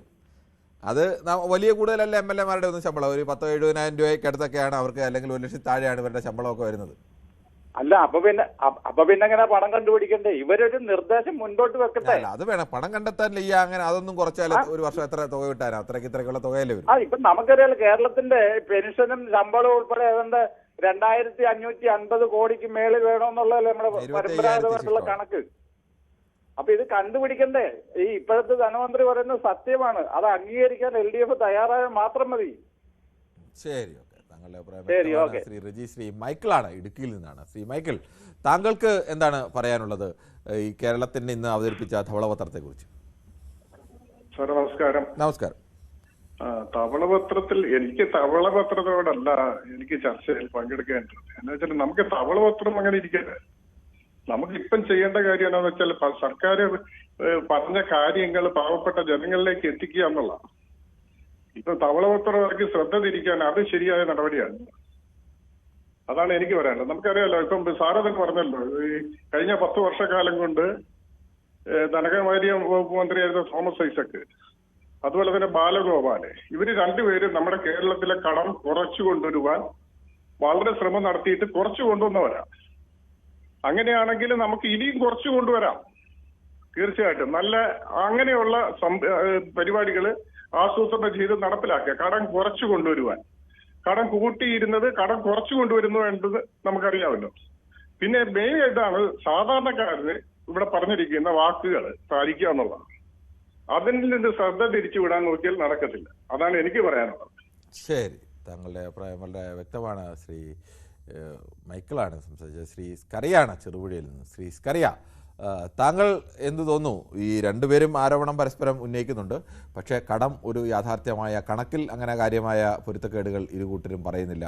ഈ മിച്ചം വെച്ച തുകയിൽ എങ്ങനെയുള്ള പറഞ്ഞോളൂ. എനിക്ക് പറയാനുള്ള കാരണം എന്താ വെച്ചാൽ ഈ കടങ്ങൾ കുറയ്ക്കാനായിട്ടേ ഈ പേഴ്സണൽ സ്റ്റാഫ് എന്ന് പറഞ്ഞിട്ട് ഒരു വലിയ സംവിധാനം ഏത് സർക്കാർ വന്നാലും ഉണ്ടാക്കുന്നുണ്ടല്ലോ കിരൺ. അതെ. അപ്പൊ അത് നിർത്തുമെന്ന ബി.ഡി. സതീശനെ എനിക്ക് ഇഷ്ടമാണ്. ഞാനൊരു കോൺഗ്രസ്സുകാരനാണ്. അപ്പൊ പുള്ളി ഒരു മാതൃക കാണിക്കണം. ഒന്നും പറ്റില്ല ശ്രീ സ്കറിയ. സ്വാഭാവികമായും മന്ത്രിമാരുടെ കൂടെ ഓരോ വിഷയങ്ങൾ നോക്കാൻ അതിനുള്ള ആളുകൾ വേണം. അതിന്റെ എണ്ണം കുറയ്ക്കുക എന്നൊക്കെ പറഞ്ഞാൽ അത് ന്യായമാണ്. പക്ഷെ നിർത്താൻ എന്ന് പറഞ്ഞാൽ അതൊരു പ്രായോഗികമല്ല. അല്ല, ഈ പെൻഷൻ കൊടുക്കുന്നതിന് ഈ 4 കൊല്ലം അല്ല 5 കൊല്ലം ഇരുന്ന് അതിന് അവര് കാണിക്കുന്ന ഒരു മാർഗം എന്താ വെച്ചാൽ 2 കൊല്ലം കൂടുമ്പോൾ ഇവര് പെൻഷൻ സ്റ്റാഫിലേക്ക് ആളുകൾ എടുത്ത് നമ്മുടെ ഖജനാവിലെ പൈസ അവർക്ക് പെൻഷൻ കൊടുക്കുന്നു. പെൻഷൻ കൊടുക്കുന്നത് വേണോ വേണ്ട എന്നൊക്കെ ആലോചിക്കേണ്ട കാര്യം തന്നെയാണ്. എന്ന് വെച്ചാൽ മറ്റു ജോലികൾക്കൊന്നും ഇല്ലാത്തൊരു പെൻഷൻ പേഴ്സണൽ സ്റ്റാഫിന് മാത്രമാണ് എന്നുള്ളത്. ഈ 2 കൊല്ലം കൊണ്ട് മാറ്റിയെടുക്കുമെന്നൊക്കെ പറഞ്ഞത് വളരെ കുറച്ച് പേരെ മാത്രമാണ്. അല്ലാതെ അതൊരു സ്ഥിരം പതിവോ അല്ലെങ്കിൽ മഹാഭൂരിപക്ഷം പേരെ അങ്ങനെ ചെയ്യുന്നൊന്നുമില്ല. അതൊക്കെ തെറ്റായ പ്രചരണം. 2000 രൂപ പെൻഷൻ കൊടുക്കുന്നതാണ് ഇവർക്ക് വലിയ വിഷയം. പിന്നെ സർക്കാർ പ്രഖ്യാപിക്കുന്നത് സർക്കാർ നടപ്പിലാക്കുകയും ചെയ്യുന്ന ഈ നിർമ്മാണ പ്രവർത്തനങ്ങൾ 5 കൊല്ലത്തേക്കാണ് കൊടുക്കുന്നതെങ്കിൽ 5 കൊല്ലം കൊണ്ട് അത് പൂർത്തിയാക്കാനുള്ള സംവിധാനം ഉണ്ടാക്കണം. കോൺട്രാക്ടർമാരെ സഹായിക്കുന്ന സമീപനം നിർത്തണം. കാരണം എന്തായിട്ട് 5 കൊല്ലം കൊണ്ട് ചെയ്യേണ്ട പണി ഇവരെ ഇട്ട് ഉഴപ്പി ഒരു ഉദാഹരണം പറയാം, ഒരു 30 കോടി രൂപയുടെ പരിപാടിയാണ് ചെയ്യേണ്ടെങ്കിൽ 5 കൊല്ലം ഇട്ട് ഉഴപ്പി കഴിയുമ്പോൾ അത് 100 കോടി രൂപയ്ക്ക് കൊടുക്കും. അത് നമ്മുടെ പൈസയാണ്. അപ്പൊ അത് സർക്കാർ ഇച്ഛാശക്തിയോടുകൂടി നോക്കണം. എന്തൊക്കെ പണിയാണ് ചെയ്യുന്നത് അത് പറഞ്ഞ സമയത്തിനുള്ളിൽ ചെയ്തിട്ടില്ലെങ്കിൽ ആ കരാറുകാരൻ ആ പറഞ്ഞ തുകയിൽ അത് ചെയ്തു കൊടുക്കേണ്ട ഒരു സംവിധാനം സർക്കാർ ഉണ്ടാക്കണം. അപ്പൊ ഇവിടെ തട്ടിപ്പ് നടത്തുന്നത് എങ്ങനെയാ? ഈ തട്ടിപ്പ് ഈ ഉദാഹരണം പറഞ്ഞാൽ 30 കോടി രൂപയുടെ 100 കോടിയാക്കും. ബാക്കി പൈസ എന്നിട്ട് നമ്മോട് പറയും മുറുക്കി കൊടുത്തോ, ഞങ്ങൾക്ക് മടി കാണില്ല. പാവപ്പെട്ടവര് അപ്പൊ ഒരു MLA-ക്ക് 70,000 രൂപ വേണം ജീവിക്കാൻ ഒരു മാസമെങ്കിലും. ഇവിടെ ഈ രാവിലെ തുടങ്ങി വൈകുന്നേരം വരെ 500 രൂപയ്ക്ക് 600 രൂപയ്ക്ക് കൂലിപ്പണിക്ക് പോകുന്നവന് ഒരു മാസം എങ്ങനെ ജീവിക്കുന്നത്? അതൊന്ന് പറഞ്ഞു തന്നെ കിരൺ. ശ്രീ സ്കറിയ, ഞാനത് പറഞ്ഞത് MLA-ക്ക് അങ്ങനെ കണക്കാക്കിയല്ല പറഞ്ഞത്. സാധാരണഗതിയിൽ ഇപ്പോൾ നമ്മളുടെ സാധാരണ ഒരു മനുഷ്യൻ ജീവിക്കുന്നത് പോലെയല്ല. അവർക്ക് ഒരുപാട് യാത്ര രാവിലെ മുതൽ തുടങ്ങുന്ന പരിപാടികൾ രാത്രി വരെ. ഞാൻ പറഞ്ഞില്ല, അഴിമതി കാണിക്കാത്ത ഒരാളാണെങ്കിൽ അയാളെ സംബന്ധിച്ചിടത്തോളം അവർക്ക് ന്യായമായ ഒരു തുക മാത്രമാണ് കിട്ടുന്നത്. അല്ലാതെ ഒരു അധിക തുകയൊന്നും അവർക്ക് കിട്ടുന്നില്ല. അഴിമതി കാണിക്കുന്നവർക്കാണെങ്കിൽ ഈ തുകയൊന്നും വേണ്ട. അവർ അല്ലാതെ തന്നെ അവർക്ക് ഇതിൻ്റെയൊക്കെ എത്രയോ ഇരട്ടി കിട്ടിക്കൊള്ളും. ഞാനത് അല്ലാതെ അത് അതുകൊണ്ട് മറ്റുള്ളവരെങ്ങനെ ജീവിക്കും ആ ഒരു അർത്ഥത്തിൽ പറഞ്ഞതല്ല. ഓരോ മണിക്കൂർ നിയമസഭ കൂടുന്നതിന് എത്ര റൈറ്റ് പൈസ ആകെ കിരണേ? എങ്ങനെ കണക്കൂട്ടിയാലും ശ്രീ സ്കറിയ കേരളത്തിൽ ശ്രീ സ്കറിയ ഞാൻ പറഞ്ഞോട്ടെ, എങ്ങനെ കണക്കൂട്ടിയാലും നമ്മുടെ ജനപ്രതിനിധികളായി നിൽക്കുന്നവർ മാന്യമായി ജീവിക്കാനുള്ള തുക അവർ കൊടുക്കണം. അവർക്ക് അഴിമതിക്കുള്ള വഴി ഒരുക്കരുത് എന്നുള്ളത് തന്നെയാണ് എൻ്റെ പേഴ്സണലായുള്ള നിലപാട്. അല്ലാതെ അവരെ ഒരു ദാരിദ്ര്യത്തിൽ നിർത്തിക്കൊണ്ട് അങ്ങനെയാണെങ്കിൽ കയ്യിൽ വലിയ കാശുള്ളവർക്ക് മാത്രം MLA ആവാൻ കഴിയൂ. പാവപ്പെട്ടവർക്ക് MLA ആവാൻ ഒരിക്കലും കഴിയില്ല. അവിടെ സമരം ചെയ്യുകയും അവരുടെ ഡെസ്കിന്റെ മുകളിൽ കയറി അത് ഇരിക്കുകയും മരിച്ചു കുളിച്ച് കളയുകയും ചെയ്യല്ലേ ചെയ്യണ്ടേ? അപ്പൊ ജനങ്ങളോട് ഇവർക്ക് ഒരിക്കലും ഒരു ഇതുമില്ല ജയിച്ചു പോകുന്ന ആർക്കും. സ്കറിയയുടെ അഭിപ്രായം അങ്ങനെയാണ്. ശ്രീ ശങ്കരനാണ്, കോഴിക്കോട് നിന്നാണ്. ശ്രീ ശങ്കരൻ, താങ്കൾ എങ്ങനെയാണ് ഈ ഇപ്പോഴത്തെ കേരളത്തിന്റെ ധനസ്ഥിതിയെയും കഴിഞ്ഞ സർക്കാരുകളുടെയൊക്കെ അവകാശവാദത്തെയും കാണുന്നത്? ശ്രീ ചന്ദ്രൻ നായരാണ്. ശ്രീ ചന്ദ്രൻ നായർ, താങ്കൾ പറഞ്ഞോളൂ. കിരൺ സാർ, ജനങ്ങൾക്ക് അറിയാനുള്ള അവകാശമാണ് സാർ ഒരു സർക്കാരിന്റെ സാമ്പത്തികം. അതിന് നമുക്ക് 3.5 കോടി ജനങ്ങൾക്ക് ഒരു ഭരണം മാറേണ്ടതായിട്ട് വന്നു. ജനങ്ങൾക്ക് കേൾക്കാനായിട്ട് ഈ സാമ്പത്തികം ഏതായാലും സാറേ, കഴിഞ്ഞ ഗവൺമെന്റ് കുറച്ചും കൂടെ ശ്രദ്ധിച്ചിരുന്നെങ്കിൽ ഇത്രയും കടമുണ്ടാക്കാതിരിക്കാമായിരുന്നു. കടമുണ്ടാകും, ഇല്ലെന്ന് പറയുന്നില്ല. ഈ സാഹചര്യത്തിൽ പുതിയ ഗവൺമെന്റിന് ജനങ്ങൾക്ക് വാരിക്കോരി കൊടുക്കാൻ പറ്റില്ല എന്ന് തന്നെയാണ് സാർ എന്റെ നിഗമനം. Okay sir. ശ്രീ ചന്ദ്രനാഥ്, അതിനകത്തൊരു ചെറിയ കാര്യം കൂടി ഉണ്ട്. ഈ കഴിഞ്ഞ 5 കൊല്ലത്തിനിടയിലാണ് നമ്മുടെ കടത്തിന്റെ വർധനവ് കഴിഞ്ഞ 25 വർഷത്തിനിടയിൽ ഏറ്റവും കുറഞ്ഞത്. എന്നുവെച്ചാൽ കടം വാങ്ങിക്കുന്നതിന്റെ അളവ് ഏറ്റവും കുറച്ചത് കഴിഞ്ഞ 5 കൊല്ലം KN ബാലഗോപാൽ ധനമന്ത്രിയായിരുന്നപ്പോഴാണ്. അങ്ങനെ ഒരു പ്രത്യേക 70.82% മാത്രമാണ്. അതിന് മുമ്പുണ്ടായിരുന്നതെല്ലാം അതിനേക്കാൾ കൂടിയതാണ്. അത് ഉമ്മൻചാണ്ടിയുടെ കാലത്താണെങ്കിൽ അവസാന കാലത്താണെങ്കിൽ അത് 100% കടക്കുകയും ചെയ്തിരുന്നു. സാർ എത്ര കടം കൂടിയാലും കുറഞ്ഞാലും ജനങ്ങൾ തന്നെയല്ലേ സാർ മാറി മാറി വരുന്ന ഗവൺമെന്റിനെ കൊണ്ട് പറ്റില്ലല്ലോ. ഗവൺമെന്റ് സർക്കാർ ജനങ്ങളിൽ നിന്ന് തന്നെയല്ലേ സാർ ഈ നികുതി ഇനത്തിൽ അതെ അതെ അതെ അത് ശരിയാണ്. എവിടെയായാലും ആളുകൾ പറയുന്ന പോലെ ആര് വന്നാലും വീട്ടിലെ കോഴിക്ക് കിടക്കപ്പുറത്തില്ല എന്ന് പണ്ട് ആളുകൾ പറഞ്ഞതുപോലെ എങ്ങനെ വന്നാലും ഇതിന്റെ എല്ലാം ഭാരം വഹിക്കേണ്ടി വരുന്നത് സാധാരണക്കാരായ മനുഷ്യരാണ്. എന്തായാലും ശ്രീ സന്തോഷ് പരിവായി പറയുന്നു, ജനങ്ങൾക്ക് വാഗ്ദാനങ്ങൾ കൊടുത്ത് ഭരണത്തിൽ കയറി ഇപ്പോൾ മനസ്സിലായി ഇതൊന്നും നടപ്പാക്കാൻ സാധിക്കില്ലെന്ന്. അപ്പോൾ കടത്തിൻ്റെ കാര്യം പറഞ്ഞ് വലിയാൻ നോക്കുന്നു. ഇവർക്ക് മുമ്പ് അറിയില്ലായിരുന്നോ ഇത് എന്ന് സന്തോഷ് പാരിയാരി ചോദിക്കുന്നു. എം ഷാജി, ഇതല്ലായിരുന്നു ഇന്നലെ ചർച്ചയ്ക്ക് എടുക്കേണ്ട. സർക്കാർ ഹോസ്പിറ്റലും പാമ്പ് കടി അതാ എടുക്കേണ്ടത്. പാമ്പിനെ ചവിട്ടിയത് കൊണ്ട് പാമ്പ് കടി മന്ത്രിയുടെ നിയോഗനം അത് കടന്ന കൈയായിപ്പോയി. ശ്രീ എം ഷാജി, കേരളത്തിൻ്റെ ധനസ്ഥിതിയെ സംബന്ധിച്ച ഇത്രയും വലിയൊരു വിഷയം ഇന്ന് ധവളപത്രം അവതരിപ്പിക്കുമ്പോൾ പാമ്പ് കടിച്ചു എന്നുള്ളതൊരു, പാമ്പ് കടിച്ച മോശമാണെന്നും ചെറിയ വിഷയമാണെന്നും അല്ല പറയുന്നത്. അതൊക്കെ സ്വാഭാവികമായി പലപ്പോഴും ഉണ്ടാകാവുന്നതാണ്. അത് ഒഴിവാക്കാൻ വേണ്ടിയുള്ള പരിശ്രമം ഉണ്ടാവേണ്ടതുമാണ്. അതിലൊന്നും എതിർപ്പില്ല. പക്ഷേ ഇതിനേക്കാൾ വലിയ വിഷയമാണ് അതെന്ന് പറഞ്ഞാൽ അത് ഒരു കാരണവശാലും യോജിക്കാൻ കഴിയത്തില്ല ശ്രീ ഷാജിയുടെ അഭിപ്രായത്തോട്. കേരളം ഇന്നത്തേക്ക് മാത്രമല്ല ഒരാഴ്ചത്തേക്കെങ്കിലുമുള്ള വലിയ വിഷയമാണ്. കേരളത്തിൻ്റെ സാമ്പത്തിക സ്ഥിതി ആഴത്തിൽ പഠിച്ച് അതിൻ്റെ കാര്യങ്ങളൊക്കെ അറിഞ്ഞിരിക്കേണ്ടത് ഓരോ പൗരൻ്റെയും കൂടി ഒരു ബാധ്യതയും ഉത്തരവാദിത്വവും ഒക്കെ കൂടിയാണ്. നമ്മൾ അറിഞ്ഞിരിക്കണമല്ലോ നമ്മുടെ നാട് എങ്ങനെയാണ് മുന്നോട്ട് പോകുന്നതെന്ന്. കുറേ പേര് നമസ്കാരം ഒക്കെ പറഞ്ഞിരിക്കുന്നു. മന്ത്രിമാരുടെ സ്റ്റാഫിൻ്റെ എണ്ണം കുറയ്ക്കൂ, ചായ സൽക്കാരം, ലക്ഷക്കണക്കിന് കണ്ണട വാങ്ങാൻ ആയിരങ്ങൾ, വിദേശത്ത് പോകാൻ ലോക കേരള സഭ നടത്തിപ്പ് തുടങ്ങിയ ധൂർത്തിൻ്റെ ഫലം എന്നൊക്കെ മുരളി ചൂണ്ടിക്കാണിക്കുന്നു. അതൊക്കെ ശരിയാണ്. മന്ത്രിമാരുടെ സ്റ്റാഫിൻ്റെ എണ്ണം കുറയ്ക്കേണ്ടതൊക്കെ ഗൗരവമായ ആവശ്യമാണ്. ഇത്രയേറെ എണ്ണം വേണോ എന്നുള്ളത് വെക്കണം. ആരെയും വേണ്ട എന്നല്ല, പക്ഷേ ഇത്ര ആളുകളെ വേണോ എന്നതും ഒക്കെ ആലോചിക്കേണ്ടത് തന്നെയാണ്. VC തോമസ് പറയുന്നു, പൂച്ച പറ്റി കിടക്കുകയാണെന്ന് പറഞ്ഞുകൊണ്ട് വരുന്ന സതീശൻ്റെ ധവളപത്രത്തിൽ 49-ാം പേജിൽ 2026 ഏപ്രിൽ നീക്കിയിരിപ്പ് 5263 രൂപ കണക്കായി കാണുന്നു. കാലിയല്ല എന്ന് ജനത്തിന് ബോധ്യമായെന്ന് VC തോമസ് പറയുന്നു. VC തോമസ് അത് കഴിഞ്ഞ ഒരു വിശദീകരണം കൂടി അതിന് നൽകിയിട്ടുണ്ടായിരുന്നു. അപ്പോൾ ആ പണം ഉണ്ടെങ്കിൽ ആ പണം അതേ മാസം തന്നെ കൊടുക്കേണ്ടിയിരുന്ന പണമാണ് ആ ദിവസം ഉണ്ടായിരുന്നത്. അത് പിന്നീട് ഇവർ സത്യപ്രതിജ്ഞ ചെയ്യുമ്പോഴേക്ക് 2000 കൂടിയായി മാറി. അതുകൂടി കണക്കിൽ കാണിക്കുന്നുണ്ട്. അതുകൂടി നോക്കണം. സാമ്പത്തിക നില തീരെ മോശമാണെങ്കിൽ മന്ത്രിസഭാ തലത്തിൽ എന്ത് നടപടിയെടുക്കും? പേഴ്സണൽ അംഗങ്ങൾ വീട് അറ്റകുറ്റപ്പണിയൊക്കെ എന്ന് ഷാജി ഭാസ്കരൻ ചോദിക്കുന്നു. സുനിൽകുമാർ ചോദിക്കുന്നു, കേരളത്തിൻ്റെ ഭരണം കേന്ദ്രത്തെ ഏൽപ്പിച്ചാൽ ഈ ദാരിദ്ര്യം തീരുമായിരിക്കും. ഒന്നും തന്നില്ല, ഒന്നും കിട്ടിയില്ല, കിട്ടുന്നില്ല, കേരളത്തിന് മാത്രം. അത് കേരളത്തിന് അർഹമായി തരുന്നില്ല എന്നുള്ളത് യാഥാർത്ഥ്യമാണ് സുനിൽകുമാർ. കേരളത്തിന് കഴിഞ്ഞ LDF സർക്കാരിൻ്റെ കാലത്തും അർഹതപ്പെട്ട നൽകുന്നില്ല എന്ന് മാത്രമല്ല, കേരളത്തിനെ എല്ലാ തരത്തിലും ഞെരുക്കാൻ വേണ്ടി തന്നെയാണ് കേന്ദ്ര സർക്കാർ നിലപാട് സ്വീകരിച്ചിരുന്നത്. ഇനിയിപ്പോൾ അത് മാറുമോ ഇല്ലയോ എന്ന് നമുക്ക് കണ്ടറിയാം. എല്ലാവർക്കും നമസ്കാരം. എനിക്ക് സുഖമില്ല എന്ന് പറഞ്ഞ് ജയകുമാരൻ നമസ്കാരം എന്നൊക്കെ പറയുന്നു.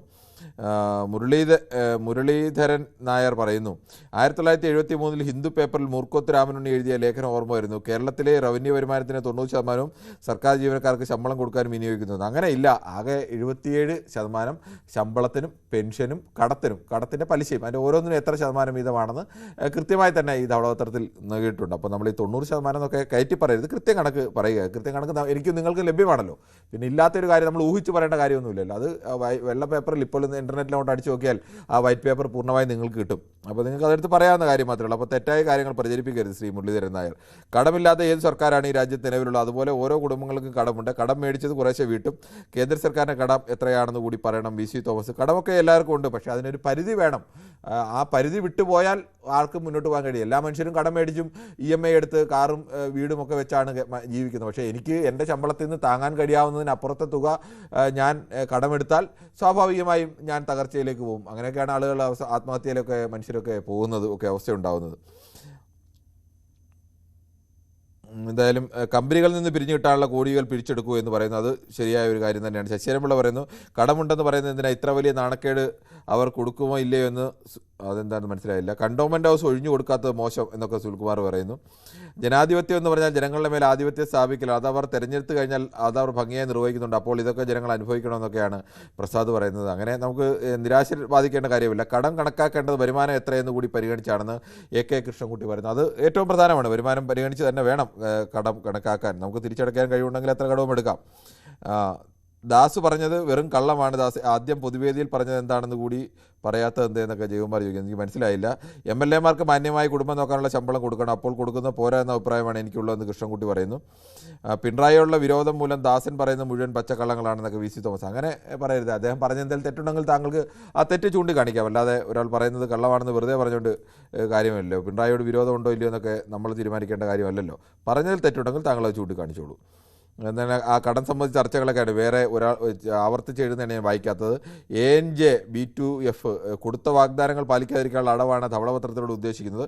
ഖജനാവിൽ പണമില്ലെന്ന് പറഞ്ഞ് കൈയിടാനാണ് നോക്കുന്നത് എന്ന് പറയുന്നു.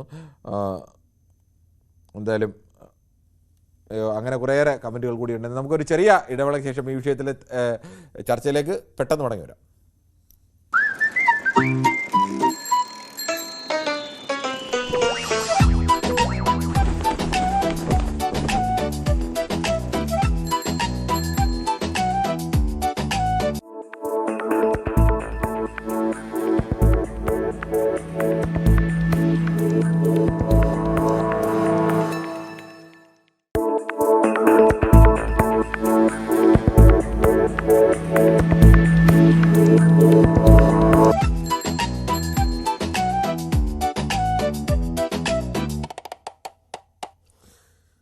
നമ്മൾ പൊതുവേദിയിലെ ചർച്ച തുടരുകയാണ്. കേരളത്തിൻ്റെ സാമ്പത്തിക അവസ്ഥ വ്യക്തമാക്കിക്കൊണ്ട് ധവളപത്രം ഇന്ന് ധനമന്ത്രി നിയമസഭയെ അവതരിപ്പിച്ചു. മുഖ്യമന്ത്രി തന്നെയാണ് ധനവകുപ്പിൻ്റെ ചുമതലയുള്ളത്. കേരളത്തിന് 5.7 ലക്ഷം കോടി രൂപയുടെ കടമാണ് ഉള്ളത്. 77% വരുമാനത്തിൻ്റെതും ചിലവഴിക്കേണ്ടി വരുന്നത് കടത്തിൻ്റെ പലിശ അടയ്ക്കാനും പെൻഷനും ശമ്പളത്തിനും വേണ്ടിയാണ്. ബാക്കി തുക കൊണ്ട് മാത്രമാണ് കേരളം പോലെ ഒരു സംസ്ഥാനത്ത് മറ്റ് എല്ലാ പ്രവർത്തനങ്ങളും നടന്നു പോകുന്നത് എന്ന് പറയുമ്പോൾ അതൊരു മെച്ചപ്പെട്ട സാമ്പത്തിക മാനേജ്മെൻ്റ് ആണോ എന്നുള്ള വിഷയവും ഇതിലെ രാഷ്ട്രീയമാണ് ചർച്ച ചെയ്യുന്നത്. KG കുമാറാണ് കൊട്ടാരക്കരയിൽ നിന്ന്. ശ്രീ KG കുമാർ, താങ്കൾ പറഞ്ഞോളൂ. അതായത് ഈ ധവളപത്രം ഇറക്കിയത് നല്ലതാണ്. തൽക്കാലമുള്ള ധനസ്ഥിതി ജനങ്ങൾ അറിഞ്ഞിരിക്കേണ്ട കാര്യം തന്നെയാണ്. അതൊക്കെ കറക്റ്റാണ്. പക്ഷെ ഈ ധനസ്ഥിതി ഇങ്ങനെയാണെന്ന് നമ്മളെക്കാൾ കൂടുതൽ അറിയാമല്ലോ. കാര്യം അദ്ദേഹം പ്രതിപക്ഷ നേതാവായിരുന്നല്ലോ, അദ്ദേഹത്തിന് നന്നായിട്ട് അറിയാമല്ലോ. പക്ഷെ ഇപ്പൊ ഈ ജനങ്ങൾക്ക് കൊടുത്തിരിക്കുന്ന വാഗ്ദാനങ്ങളിൽ നിന്ന് ഞാൻ ഇതുകൊണ്ട് പിന്മാറത്തില്ല. എല്ലാ വാഗ്ദാനങ്ങളും നടപ്പാക്കും. പിന്നെ ധനസ്ഥിതി ഈ ജനങ്ങൾ അറിഞ്ഞിരിക്കാൻ വേണ്ടിയാണ് ഇപ്പൊ ഈ ധവളപത്രം ഇറക്കിയത് എന്നും കൂടി അദ്ദേഹം പറയണം. അതേപോലെ തന്നെ ഈ മുമ്പ് പലരും സൂചിപ്പിച്ച കാര്യമാണ് PSC അംഗങ്ങളുടെ ക്രമാതീതമായിട്ട് പിന്നെ ശമ്പളം വർദ്ധിപ്പിച്ചത്, അതേപോലെ തന്നെ ഈ ജയിലിലെ ശമ്പളം ഒരുപാട് വർദ്ധിപ്പിച്ചത്, അങ്ങനെയൊക്കെയുള്ള അനാവശ്യമായിട്ടുള്ള ഒരുപാട്, അതൊന്നും ഇനി ഇവർക്ക് കുറയ്ക്കാൻ പറ്റത്തില്ല. പക്ഷെ അത് അത്തരം കാര്യങ്ങൾ ഇനി ആവർത്തിക്കാതിരിക്കാൻ ഈ ഗവൺമെന്റെങ്കിലും ശ്രമിക്കണം എന്നും കൂടിയാണ് എനിക്ക് പറയാനുള്ളത്.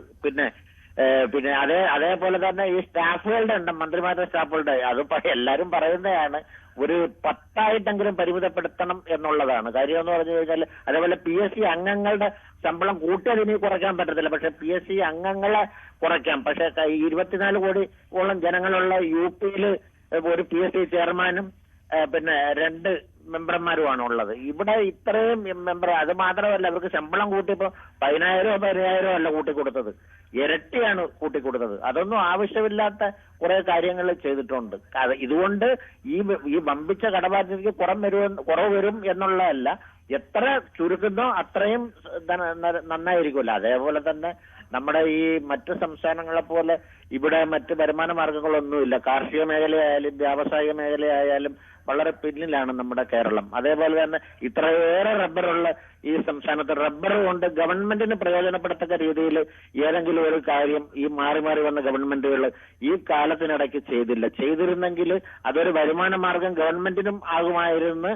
പിന്നെ അതേപോലെ തന്നെ ജനങ്ങൾക്ക് ഒരുപാട് ആൾക്കാർക്ക് തൊഴിലും കിട്ടുമായിരുന്നു. കാര്യം ഇന്ത്യയിൽ തന്നെ ഏറ്റവും കൂടുതൽ വാഹനങ്ങൾ ഇറങ്ങുന്ന അഭിപ്രായം വളരെ വ്യക്തമാണ്. ശ്രീ രാധാകൃഷ്ണനാണ് വൈറ്റിലയിൽ നിന്നാണ്. ശ്രീ രാധാകൃഷ്ണൻ, താങ്കൾക്ക് എന്താണ് പറയാനുള്ളത്? നമസ്കാരം.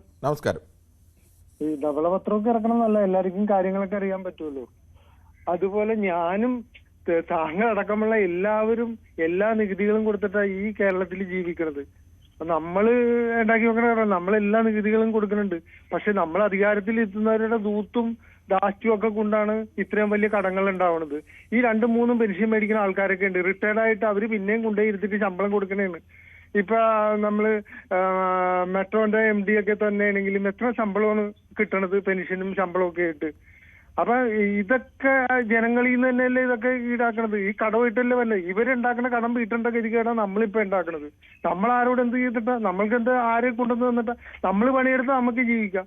നമുക്ക് 10 പൈസ ഇവര് തന്നൊന്നുമില്ല. നമ്മൾ പണിയെടുത്ത് നമ്മൾ ജീവിക്കണം. ആ പണിയെടുത്ത് കാശിൽ നിന്നാണ് ഇവർക്ക് കൊടുക്കണത്. അതാണ് ഇവര് ദൂത്തും കാര്യങ്ങളായിട്ട് നടക്കുന്നത്. ഇവർക്ക് പല സർക്കാർ ഓഫീസുകളിലും വെറുതെ ഇരുന്ന് പൈസ മേടിച്ചുകൊണ്ട് പോകുന്ന ആളുകളുണ്ട് പണിയെടുക്കാതെ. അതൊക്കെ കണ്ട് ഒരു പ്രൈവറ്റ് കമ്പനി ആയിരുന്നു വെച്ചെങ്കിൽ അവര് ചെയ്യുമല്ലോ ഇതെല്ലാം. അവർ കറക്റ്റായിട്ട് മാനേജ് ചെയ്യുമല്ലോ. ഇവിടെ ബസ് ഓടുന്നുണ്ട്, വല്ലയിടത്തും നഷ്ടമുണ്ടാ. പക്ഷെ നമ്മുടെ ഗവൺമെന്റ് എടുക്കുന്ന നഷ്ടം. കാരണം എന്താ, അവിടെ വെറുതെ ഇരുന്ന ആൾക്കാർ ശമ്പളം മേടിച്ചുകൊണ്ട് പോണേന്ന്. അത്ര ആളുടെ ഒന്നും ആവശ്യമില്ല. അവിടെ ആവശ്യമില്ലാത്തവരൊക്കെ പറഞ്ഞു വിടണം, എന്നിട്ട് ആവശ്യമുള്ളവരെ വെക്കണം. വെച്ച് പണിയെടുപ്പിച്ച് കഴിഞ്ഞാൽ ഇതൊന്നും നഷ്ടത്തിൽ വരില്ല. അത് പറഞ്ഞ പോലെ മന്ത്രി ഓഫീസിൽ സ്റ്റാഫുകളൊക്കെ എന്തിനാ 29 പേരൊക്കെ ഇരുത്തിയാണ്. അതിന്റെ ഒന്നും ആവശ്യമില്ല. അതൊക്കെ പകുതിയാക്കി കുറച്ച് കൊണ്ടുവന്നു കഴിഞ്ഞാൽ തന്നെ ഇതൊക്കെ മാറും. പിന്നെ ഈ ഓരോരോ ആവശ്യങ്ങൾക്കും ഉണ്ടാവുന്ന കാര്യങ്ങളിലൊക്കെ സർക്കാരിന്റെയൊക്കെ ഇത് ചക്രക്കൊടുത്തി കയറ്റാ നക്കൂല്ല എന്ന് പറയില്ലേ പണ്ട്, എന്ന് പറഞ്ഞ പോലെ ലാഭിഷായിട്ടാണ് കാര്യങ്ങളൊക്കെ ചെയ്യണത്. ഒരു ഇതും കാണാനുള്ള. നമ്മള് പട്ടിണിയും പരിഭവത്തിലായിരിക്കും നമ്മൾ ഇതെല്ലാം കൊടുക്കണത്. എന്നിട്ട് ഇവര് നമ്മുടെ മുമ്പിൽ കാണിക്കണത് എന്താ? ദാഷ്ട്യവും ലാഭിഷവുമാണ് കാണിക്കണത്. ദൂത്താണ്. അതിനല്ലേ ഇത്രയും വലിയ മത്സരം, ഇത്രയും വലിയ ഇത് ഉണ്ടാക്കണത്. കാരണം ഒരു MLA യോ MP യോ എന്തെങ്കിലും ആയിക്കഴിഞ്ഞാൽ പിന്നെ രക്ഷപ്പെട്ട് തിരിഞ്ഞു നോക്കണ്ട. പിന്നെ എന്നും അവർക്ക് ഇതാണ്. കാരണം പണിയെടുക്കേണ്ട ഒന്നും വേണ്ട, സുഖമായിട്ട് ജീവിക്കാം. നമ്മൾ കഷ്ടത്തിലും ഇതുമാണ്. എന്നിട്ട് കടവും കാര്യങ്ങളാണ് നമ്മോട് പറയുന്നത്. വിലക്കയറ്റം അത് ഇന്ന കാശില്ല. ഇപ്പൊ കണ്ടില്ലേ പെട്രോളിന്റെയും ഡീസലിന്റെയും വിലയൊക്കെ കയറി വന്നത്. ഈ മദ്യത്തിൽ നിന്നൊക്കെ കിട്ടുന്ന ഈ പൈസ എന്താ ചെയ്യേണ്ടത്? ജനങ്ങളെ കൊന്നു മേടിക്കണല്ലേ മദ്യം നിറച്ചുകൊണ്ട്. ഇതൊക്കെ എന്തെങ്കിലും ചെയ്യാൻ പറ്റണ്ട. കാരണം ഇതൊക്കെ നിർത്തലാക്കണമെന്ന്. അത്യാവശ്യം ഇത് മതി. ഈ ടൗൺ നിറച്ച് മൊത്തത്തിൽ മദ്യം ഒഴുക്കേണ്ട കാര്യമൊന്നുമില്ല. റോഡില് അഭിപ്രായം വ്യക്തമാണ്. ശ്രീ രാധാകൃഷ്ണൻ. ശ്രീ കൃഷ്ണൻകുട്ടിയാണ് മണിമലയിൽ നിന്നാണ്. ശ്രീ കൃഷ്ണൻകുട്ടി, ഈ കേരളത്തെ സംബന്ധിച്ച് കേരളത്തിൻ്റെ ആകെ വരുമാനത്തിൻ്റെ ബഹുഭൂരിപക്ഷവും ചിലവഴിക്കേണ്ടി 77% ചിലവഴിക്കേണ്ടി വരുന്നത് ശമ്പളത്തിനും പെൻഷനും പണം കടമെടുത്ത അതിന് പലിശ അടയ്ക്കാനും വേണ്ടിയാണ്. ബാക്കി തുക കൊണ്ട് വേണം കേരളം പോലെ സംസ്ഥാനത്തിൻ്റെ മറ്റെല്ലാ ചിലവുകളും മുന്നോട്ട് കൊണ്ടുപോകാൻ. ഇത്തരമൊരു സാമ്പത്തിക മാനേജ്മെൻറ്റ് അതിന് എന്തിൻ്റെ പേരിലായാലും കാലാകാലങ്ങളിൽ സർക്കാരുകൾ സ്വീകരിച്ച നിലപാടുകളാണ് ഇങ്ങനെ എത്തിച്ചത്. അത് കേരളത്തിന് മുന്നോട്ട് കൊണ്ടുപോകാൻ കഴിയുന്ന ഒരു സ്ഥിതിയാണോ? നമസ്കാരം. ഇപ്പൊ കേരളത്തിൽ ഗവൺമെന്റ് ജോലിക്കാർ വേണ്ടെന്നാണോ പറഞ്ഞതിന്റെ അർത്ഥം? അങ്ങനെയല്ലല്ലോ പറഞ്ഞത്. പിന്നെ ശമ്പളം കൊടുക്കണ്ടേ ജോലിക്കാർക്ക് ആളെ വെച്ചാ? ഞാൻ ചോദിച്ചത് വളരെ കൃത്യമായിട്ടാണ്. കേരളത്തിന്റെ ആകെ കൃഷ്ണൻകുട്ടി അങ്ങനെയുള്ള ചോദ്യം ചോദിക്കുന്ന ഒരുപാട് പേരുണ്ട്. അതുകൊണ്ട് തന്നെയാണ് ആകെയുള്ള 100 രൂപ കിട്ടിയാൽ അതിൽ 77 രൂപയും ചെലവഴിക്കേണ്ടി വരുന്നത് പെൻഷന് വേണ്ടിയും ശമ്പളത്തിന് വേണ്ടിയും കടമെടുത്തതിന്റെ പലിശയ്ക്ക് വേണ്ടിയുമാണ്. ആ അനുപാതത്തിൽ ഒരു സംസ്ഥാനത്തിന് ബാക്കി 22 രൂപ വെച്ച് ഒരു സംസ്ഥാനത്തിന് മുന്നോട്ട് പോകാൻ കഴിയുമോ ഇല്ലയോ എന്നുള്ളതാണ് ചോദ്യം. അല്ല, പെൻഷൻ കൊടുക്കണ്ടായോ വേണ്ട അല്ലല്ലോ അതിന്റെ ചോദ്യം. അത് ഒരു വസ്തുതാപരമായ ചോദ്യമല്ലല്ലോ അത്. പറഞ്ഞോളൂ. ഇടപെട്ട് കഴിഞ്ഞാൽ പിന്നെ നമ്മുടെ സംസാരം എങ്ങും എത്തൂല. അവസാനം നിങ്ങൾ കട്ട് ചെയ്യുകയും ചെയ്യും. പറഞ്ഞോളൂ, താങ്കൾ പറഞ്ഞോളൂ. ഞാൻ പറഞ്ഞത് സർക്കാർ ജോലിക്കാർക്ക് ശമ്പളം കൊടുക്കണം. സർക്കാർ ജോലിക്കാരുടെ ശമ്പളം എന്ന് പറഞ്ഞാൽ കേരളത്തിൽ കൊടുക്കുന്ന ശമ്പളവും ഇന്ത്യയിൽ ആകമാനം കൊടുക്കുന്ന സർക്കാർ ജോലിക്കാർ കൊടുക്കുന്ന ശമ്പളമായിട്ട് അനുപാതത്തിലേ കൊടുക്കാൻ പറ്റുള്ളൂ. ജില്ലാ കളക്ടർക്ക് ഇവിടെ തൂപ്പുകാരുടെ ശമ്പളം കൊടുത്താൽ മതിയോ? ജില്ലാ കളക്ടർ IAS കാരാണ്, ജഡ്ജിമാരുണ്ട്, അവർക്ക് ശമ്പളം കൊടുക്കണം. അതൊക്കെ ഇന്ത്യയിൽ എല്ലായിടത്തും ഒരുപോലെയല്ലേ? IAS കാരുടെ ശമ്പളം കുറയ്ക്കാൻ പറ്റുമോ? ആ അനുപാതത്തിൽ വേണ്ട മറ്റുള്ളവർക്ക് ശമ്പളം നിശ്ചയിക്കാൻ. ഈ ശമ്പളം നിശ്ചയിക്കുന്നതിന് മാനദണ്ഡം എന്താണെന്ന് ആദ്യം പഠിക്കണം. അതാണ് അതിനകത്തെ കാര്യം. ഇനി ഗവൺമെന്റ് ജോലിക്ക് ആളിനെ വെക്കുന്നില്ലെന്ന് വെക്കോ, അന്നേരം എന്ത് പറയും? PSC നിയമനങ്ങൾ നടക്കുന്നില്ല എന്ന് പറയും. അന്ന് പറയില്ലേ? ഈ സർക്കാർ കഴിഞ്ഞ 10 കൊല്ലം കൊണ്ട് 3 ലക്ഷം പേരെയാണ് സർക്കാർ സർവീസിൽ എടുത്തത്. ശ്രീ കൃഷ്ണൻകുട്ടി, ഞാൻ താങ്കളെ പറയാൻ അനുവദിക്കുന്നത് ഇടയ്ക്ക് ഇടപെടേണ്ടി വരുന്നതിൽ ക്ഷമിക്കുക. കാരണം ഞാൻ ചോദിച്ച ചോദ്യം താങ്കൾക്ക് മനസ്സിലാവാത്തത് കൊണ്ടല്ല. ഞാൻ വളരെ കൃത്യമായി പറഞ്ഞു, ഇതെല്ലാം വേണ്ടതാണ്. ഒരു നാട്ടിന് ഒരു വീട്ടിൽ കൂടുതൽ ചിലവ് വരുന്നെങ്കിൽ അത് ചെയ്യാതിരിക്കാൻ കഴിയുമോ എന്നുള്ളതല്ല ചോദ്യം. ഒന്നുകിൽ അവർ മെച്ചപ്പെട്ട വരുമാനം കണ്ടെത്തണം, അല്ലെന്നുണ്ടെങ്കിൽ ആ ചിലവുകൾ അവരതനുസരിച്ച് പുനഃക്രമീകരിക്കണം. അല്ലാതെ എല്ലാവർക്കും ഒരുപാട് ആവശ്യങ്ങളുണ്ട്. സാധാരണക്കാരൻ്റെ വീട്ടിൽ ഒരുപാട് ആവശ്യങ്ങളുണ്ട്. അവന് കിട്ടുന്ന വരുമാനത്തിൻ്റെ 2 ഇരട്ടിയോ 3 ഇരട്ടിയോ ആവശ്യങ്ങൾ എല്ലാവർക്കും ഉണ്ട്. ഒന്നുകിൽ അത് ക്രമീകരിക്കണം, അല്ലെങ്കിൽ അതനുസരിച്ച് വരുമാനം കണ്ടെത്തണം. ഇത് രണ്ടുമില്ലാതെ ഒരു കുടുംബത്തിനോ ഒരു സംസ്ഥാനത്തിനോ ഒരു രാജ്യത്തിനോ മുന്നോട്ട് പോകാൻ കഴിയില്ല. അല്ലാതെ ഈ മറുചോദ്യം കൊണ്ട് അതിന് ഉത്തരവാകില്ല ഒരിക്കലും. അവിടെയാണ് വിഷയം. കടത്തിന്റെ കാര്യത്തില് കടവും പിന്നെ വരുമാനവും തമ്മിലുള്ള താരതമ്യം നോക്കണം. അപ്പോ കേരളത്തിന്റെ കടം, കേരളത്തിലെ ആഭ്യന്തര ഉൽപാദനത്തിന്റെ എത്ര ശതമാനമാണ് കേരളത്തിലെ കടം എന്നാണ് നോക്കേണ്ടത്. ഈ സർക്കാർ അധികാരത്തിൽ വരുന്ന സമയത്ത് ആഭ്യന്തര ഉൽപാദനത്തിന്റെ 38% കടം. ഇപ്പൊ അത് 33% കുറഞ്ഞു. അപ്പൊ ഈ സർക്കാർ വന്നപ്പോ കടം കൂടുകയാണോ കുറയ്ക്കുകയാണോ ചെയ്തത്? കുറച്ചു. ശ്രീ കൃഷ്ണൻകുട്ടി, ഞാനത് തുടക്കത്തിൽ തന്നെ ഈ കാര്യമൊക്കെ പറഞ്ഞിരുന്നതാണ്. അല്ല, ഞാനതല്ലേ നിങ്ങൾ ഒരു കാര്യം പറഞ്ഞത് വീണ്ടും ആ ചോദ്യത്തിൽ ഞാൻ തുടക്കത്തിൽ തന്നെ KN ബാലഗോപാലിന്റെ കാലത്ത് എത്രയായിരുന്നു, ഐസക്കിന്റെ കാലത്ത് എത്രയായിരുന്നു, അതിന്റെ ശതമാനം എത്ര കുറച്ചു, ഇതെല്ലാം വളരെ കൃത്യമായി തന്നെ പറഞ്ഞാണ് നമ്മൾ തുടങ്ങിയത്. അല്ലാതെ വെറുതെ ഏതെങ്കിലും ഒരു പാർട്ടിയെ ആക്ഷേപിക്കാനോ വേണ്ടിയല്ല. ആ പറഞ്ഞത് അതവിടെ നിൽക്കട്ടെ. ഇങ്ങനെ മുന്നോട്ട് പോകാൻ കഴിയുമോ? അതിന് താങ്കൾക്ക് എന്താണ് ഉത്തരം? കഴിയും. എന്തുകൊണ്ട് കഴിയില്ല? ഇപ്പൊ കേരളം ഈ ഇന്ത്യയിലെ മറ്റ് സംസ്ഥാനങ്ങളെ അപേക്ഷിച്ച് നോക്കുമ്പോൾ കടത്തിന്റെ കാര്യത്തിൽ എത്ര സ്ഥാനമാണ് കേരളത്തിന്? എന്റെ അറിവിൽ 18ാമത്തെ സ്ഥാനമാണ്. 18ാമത്തെ സ്ഥാനം അല്ലേ? അത് അങ്ങനെ മാത്രമല്ല ശ്രീ കൃഷ്ണൻകുട്ടി കണക്കാക്കുന്നത്. ആകെ വരുമാനത്തിന്റെ എത്ര ശതമാനം നിങ്ങൾ ഏത് തരത്തിൽ ചെലവഴിക്കുന്നു എന്നുള്ളതിന്റെ അടിസ്ഥാനത്തിൽ കൂടിയാണ് ചെലവഴിക്കുക. അങ്ങനെ ആകുമ്പോൾ കേരളത്തിന് മുന്നിലുള്ളത് പഞ്ചാബ് മാത്രമേ ഉള്ളൂ. ബാക്കി ഒരു സംസ്ഥാനവും കേരളത്തിന് മുന്നിലില്ല. ജനത്തിന്റെ ക്ഷേമം നോക്കുന്ന ഒരു സർക്കാരിന് അങ്ങനെ മുന്നോട്ട് പോകാൻ പറ്റുള്ളൂ. അങ്ങനെയൊന്നും അല്ല ശ്രീ. അങ്ങനെ എത്ര കാലം ജനത്തിന്റെ ക്ഷേമം നോക്കാൻ കഴിയും? ഞാൻ പറയട്ടെ എന്തുകൊണ്ടാണ് കേരളത്തിലെ ജീവിത നിലവാര സൂചിക, അതായത് HDI ഹ്യൂമൻ ഡെവലപ്മെന്റ് ഇൻഡെക്സ് കേരളത്തിലെ ഇന്ത്യയിലെ 1ാം സ്ഥാനമല്ലേ കേരളത്തിന്? അത് അന്താരാഷ്ട്ര നിലവാരത്തിൽ തന്നെ നല്ല നിലയിലല്ലേ കേരളം പോയിക്കൊണ്ടിരിക്കുന്നത്? അപ്പൊ സർക്കാരിന് അങ്ങനെ ചെയ്തേ പറ്റുള്ളൂ. ക്ഷേമകാര്യം നോക്കുന്ന സർക്കാരിന് അങ്ങനെ പറ്റുള്ളൂ. കടത്തിന്റെ കാര്യത്തിൽ കേരളം ഇന്ത്യൻ സംസ്ഥാനങ്ങളിൽ 18ാം സ്ഥാനമാണ്. ഒരു കാലത്ത് പറഞ്ഞിരുന്നില്ലേ ഏതാനും വർഷങ്ങൾക്ക് മുമ്പ് കേരളം ശ്രീലങ്കയാകാൻ പോവാണെന്ന്? എന്ന് ശ്രീലങ്കയായോ? ഇപ്പോഴും പറയുന്നില്ല കേരളം ശ്രീലങ്കയാവുന്നു. ഇപ്പൊ ആരെങ്കിലും പറയുന്നുണ്ടോ? എന്താ പറയാത്തത്? കേരളം വളരെ നല്ല നിലയിൽ, കേരളത്തെ വളരെ നല്ല നിലയിൽ അന്താരാഷ്ട്ര നിലവാരത്തിൽ ഈ കഴിഞ്ഞ 10 വർഷം. ശ്രീ കൃഷ്ണൻകുട്ടി, അതിനകത്തൊന്നും നമുക്ക് യാതൊരു എതിർപ്പുമില്ല. ഞാൻ പറഞ്ഞല്ലോ, ഈ കണക്കെടുക്കുന്ന താങ്കൾക്ക് ഏത് തരത്തിലെ കണക്കുകൾ വേണമെങ്കിലും എടുക്കാം. ആകെ തുകയുടെ കണക്കെടുക്കാം, ആകെ ശതമാനത്തിന്റെ കണക്കെടുക്കാം, ഏത് തരത്തിൽ വേണമെങ്കിലും എടുക്കാം. ശതമാനം കണക്കെടുക്കുന്നതിന്റെ കാര്യമാണ് ഞാൻ പറഞ്ഞത്. കേരളത്തെക്കാൾ ഉയർന്ന തരത്തിൽ ആകെ കിട്ടുന്ന വരുമാനത്തിനേക്കാൾ കൂടുതൽ ഈ തരത്തിൽ ചെലവഴിക്കുന്ന ഒരു സംസ്ഥാനം പഞ്ചാബാണ്. പഞ്ചാബിനാണ് 70% മേളിലുള്ളത്. ഹലോ, നമസ്കാരം, പറഞ്ഞോളൂ. അതായത് കേരളവും മറ്റ് സംസ്ഥാനങ്ങളും നോക്കിയാൽ കേരളം അന്തസ്സായിട്ട് മുന്നോട്ട് പോവുകയാണ്. കേരളത്തിലെ ഏത് മേഖല എടുത്തോ അന്താരാഷ്ട്ര നിലവാരത്തിൽ കുതിച്ചുകൊണ്ടിരിക്കുന്ന കേരളത്തിന് ഇങ്ങനെ തന്നെ മുന്നോട്ട് പോകാൻ പറ്റുള്ളൂ. ഇങ്ങനെ തന്നെയാണ് പോകേണ്ടതും. താങ്കളുടെ അഭിപ്രായം അങ്ങനെ തന്നെയാണ്. എന്തായാലും അങ്ങനെ അഭിപ്രായമുള്ളവരുണ്ട്. ശ്രീ റഷീദാണ് കൊയിലാണ്ടിയിൽ നിന്ന്. ശ്രീ റഷീദ്, താങ്കൾക്ക് എന്താണ് ഈ വിഷയത്തിൽ പറയാനുള്ളത്? അതായത് കേരളത്തിലെ സാമ്പത്തിക നില കേരള ജനതയെ കൂടി അറിയണമല്ലോ. ഭരണപക്ഷവും പ്രതിപക്ഷവും മാത്രം അറിഞ്ഞാൽ പോരല്ലോ. അപ്പൊ അതിന്റെ അടിസ്ഥാനത്തിലാണ് കേരളത്തിന്റെ ധനസ്ഥിതിയുടെ ധവളപത്രം കേരള ഗവൺമെന്റ് ഇപ്പോൾ നിയമസഭയിൽ അവതരിപ്പിച്ചത്. ഈ ധവളപത്രം സത്യത്തിൽ അത് കൃത്യവും വ്യക്തവും കണിശവുമാണ്. അതിൽ പ്രതിപക്ഷത്തിന് പോലും അഭിപ്രായ വ്യത്യാസമില്ല. അവർ പറഞ്ഞത് എന്താണെന്ന് വെച്ചാല് ഇത് അവതരിപ്പിക്കേണ്ടത് യഥാർത്ഥ ധനവകുപ്പായിരുന്നു, ധനകാര്യ വിദഗ്ധരല്ല എന്നാണ് മുഖ്യമന്ത്രി പറഞ്ഞത്. ഈ പറഞ്ഞ ധവളപത്രം കാണാതെയാണ് അദ്ദേഹത്തിന്റെ മേശപ്പുറത്ത് എത്താത്തതിന് മുമ്പ് നമ്മൾ കണ്ടതാണ്. എത്തുന്നതിന് മുമ്പാണ് ഇദ്ദേഹം ഈ അഭിപ്രായം പറഞ്ഞത്. ബാലഗോപാലൻ പറഞ്ഞ ബാലിശമായ കാര്യങ്ങളാണ്.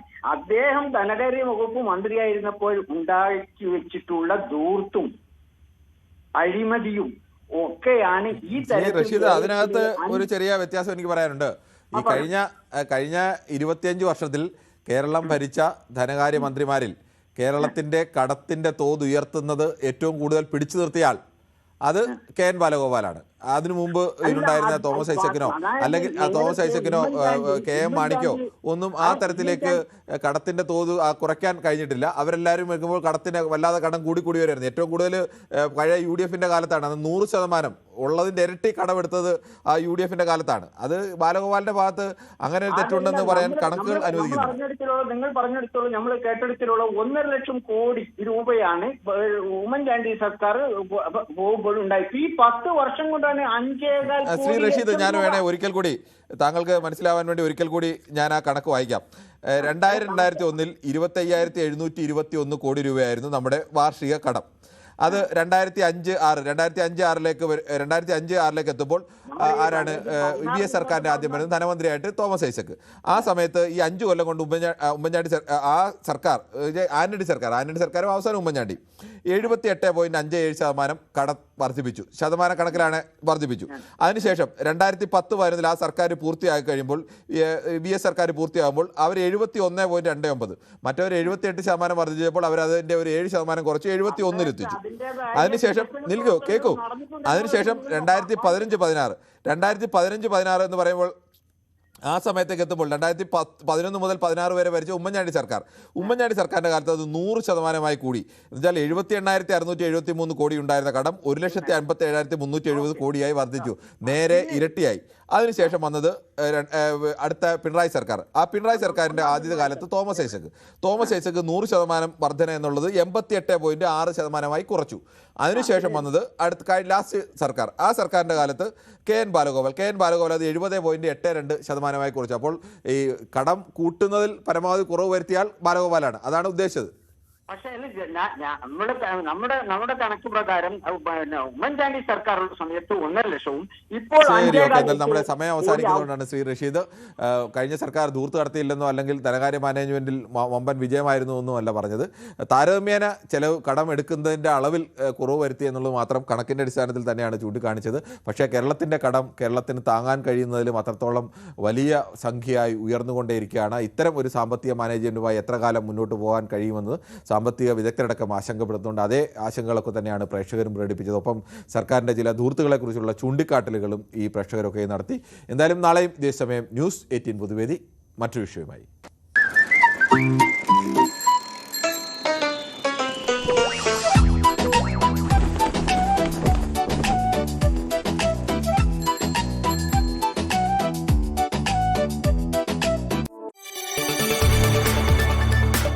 കൂടുതൽ വാർത്തകൾക്ക് News 18 Keralam YouTube channel subscribe ചെയ്യുക.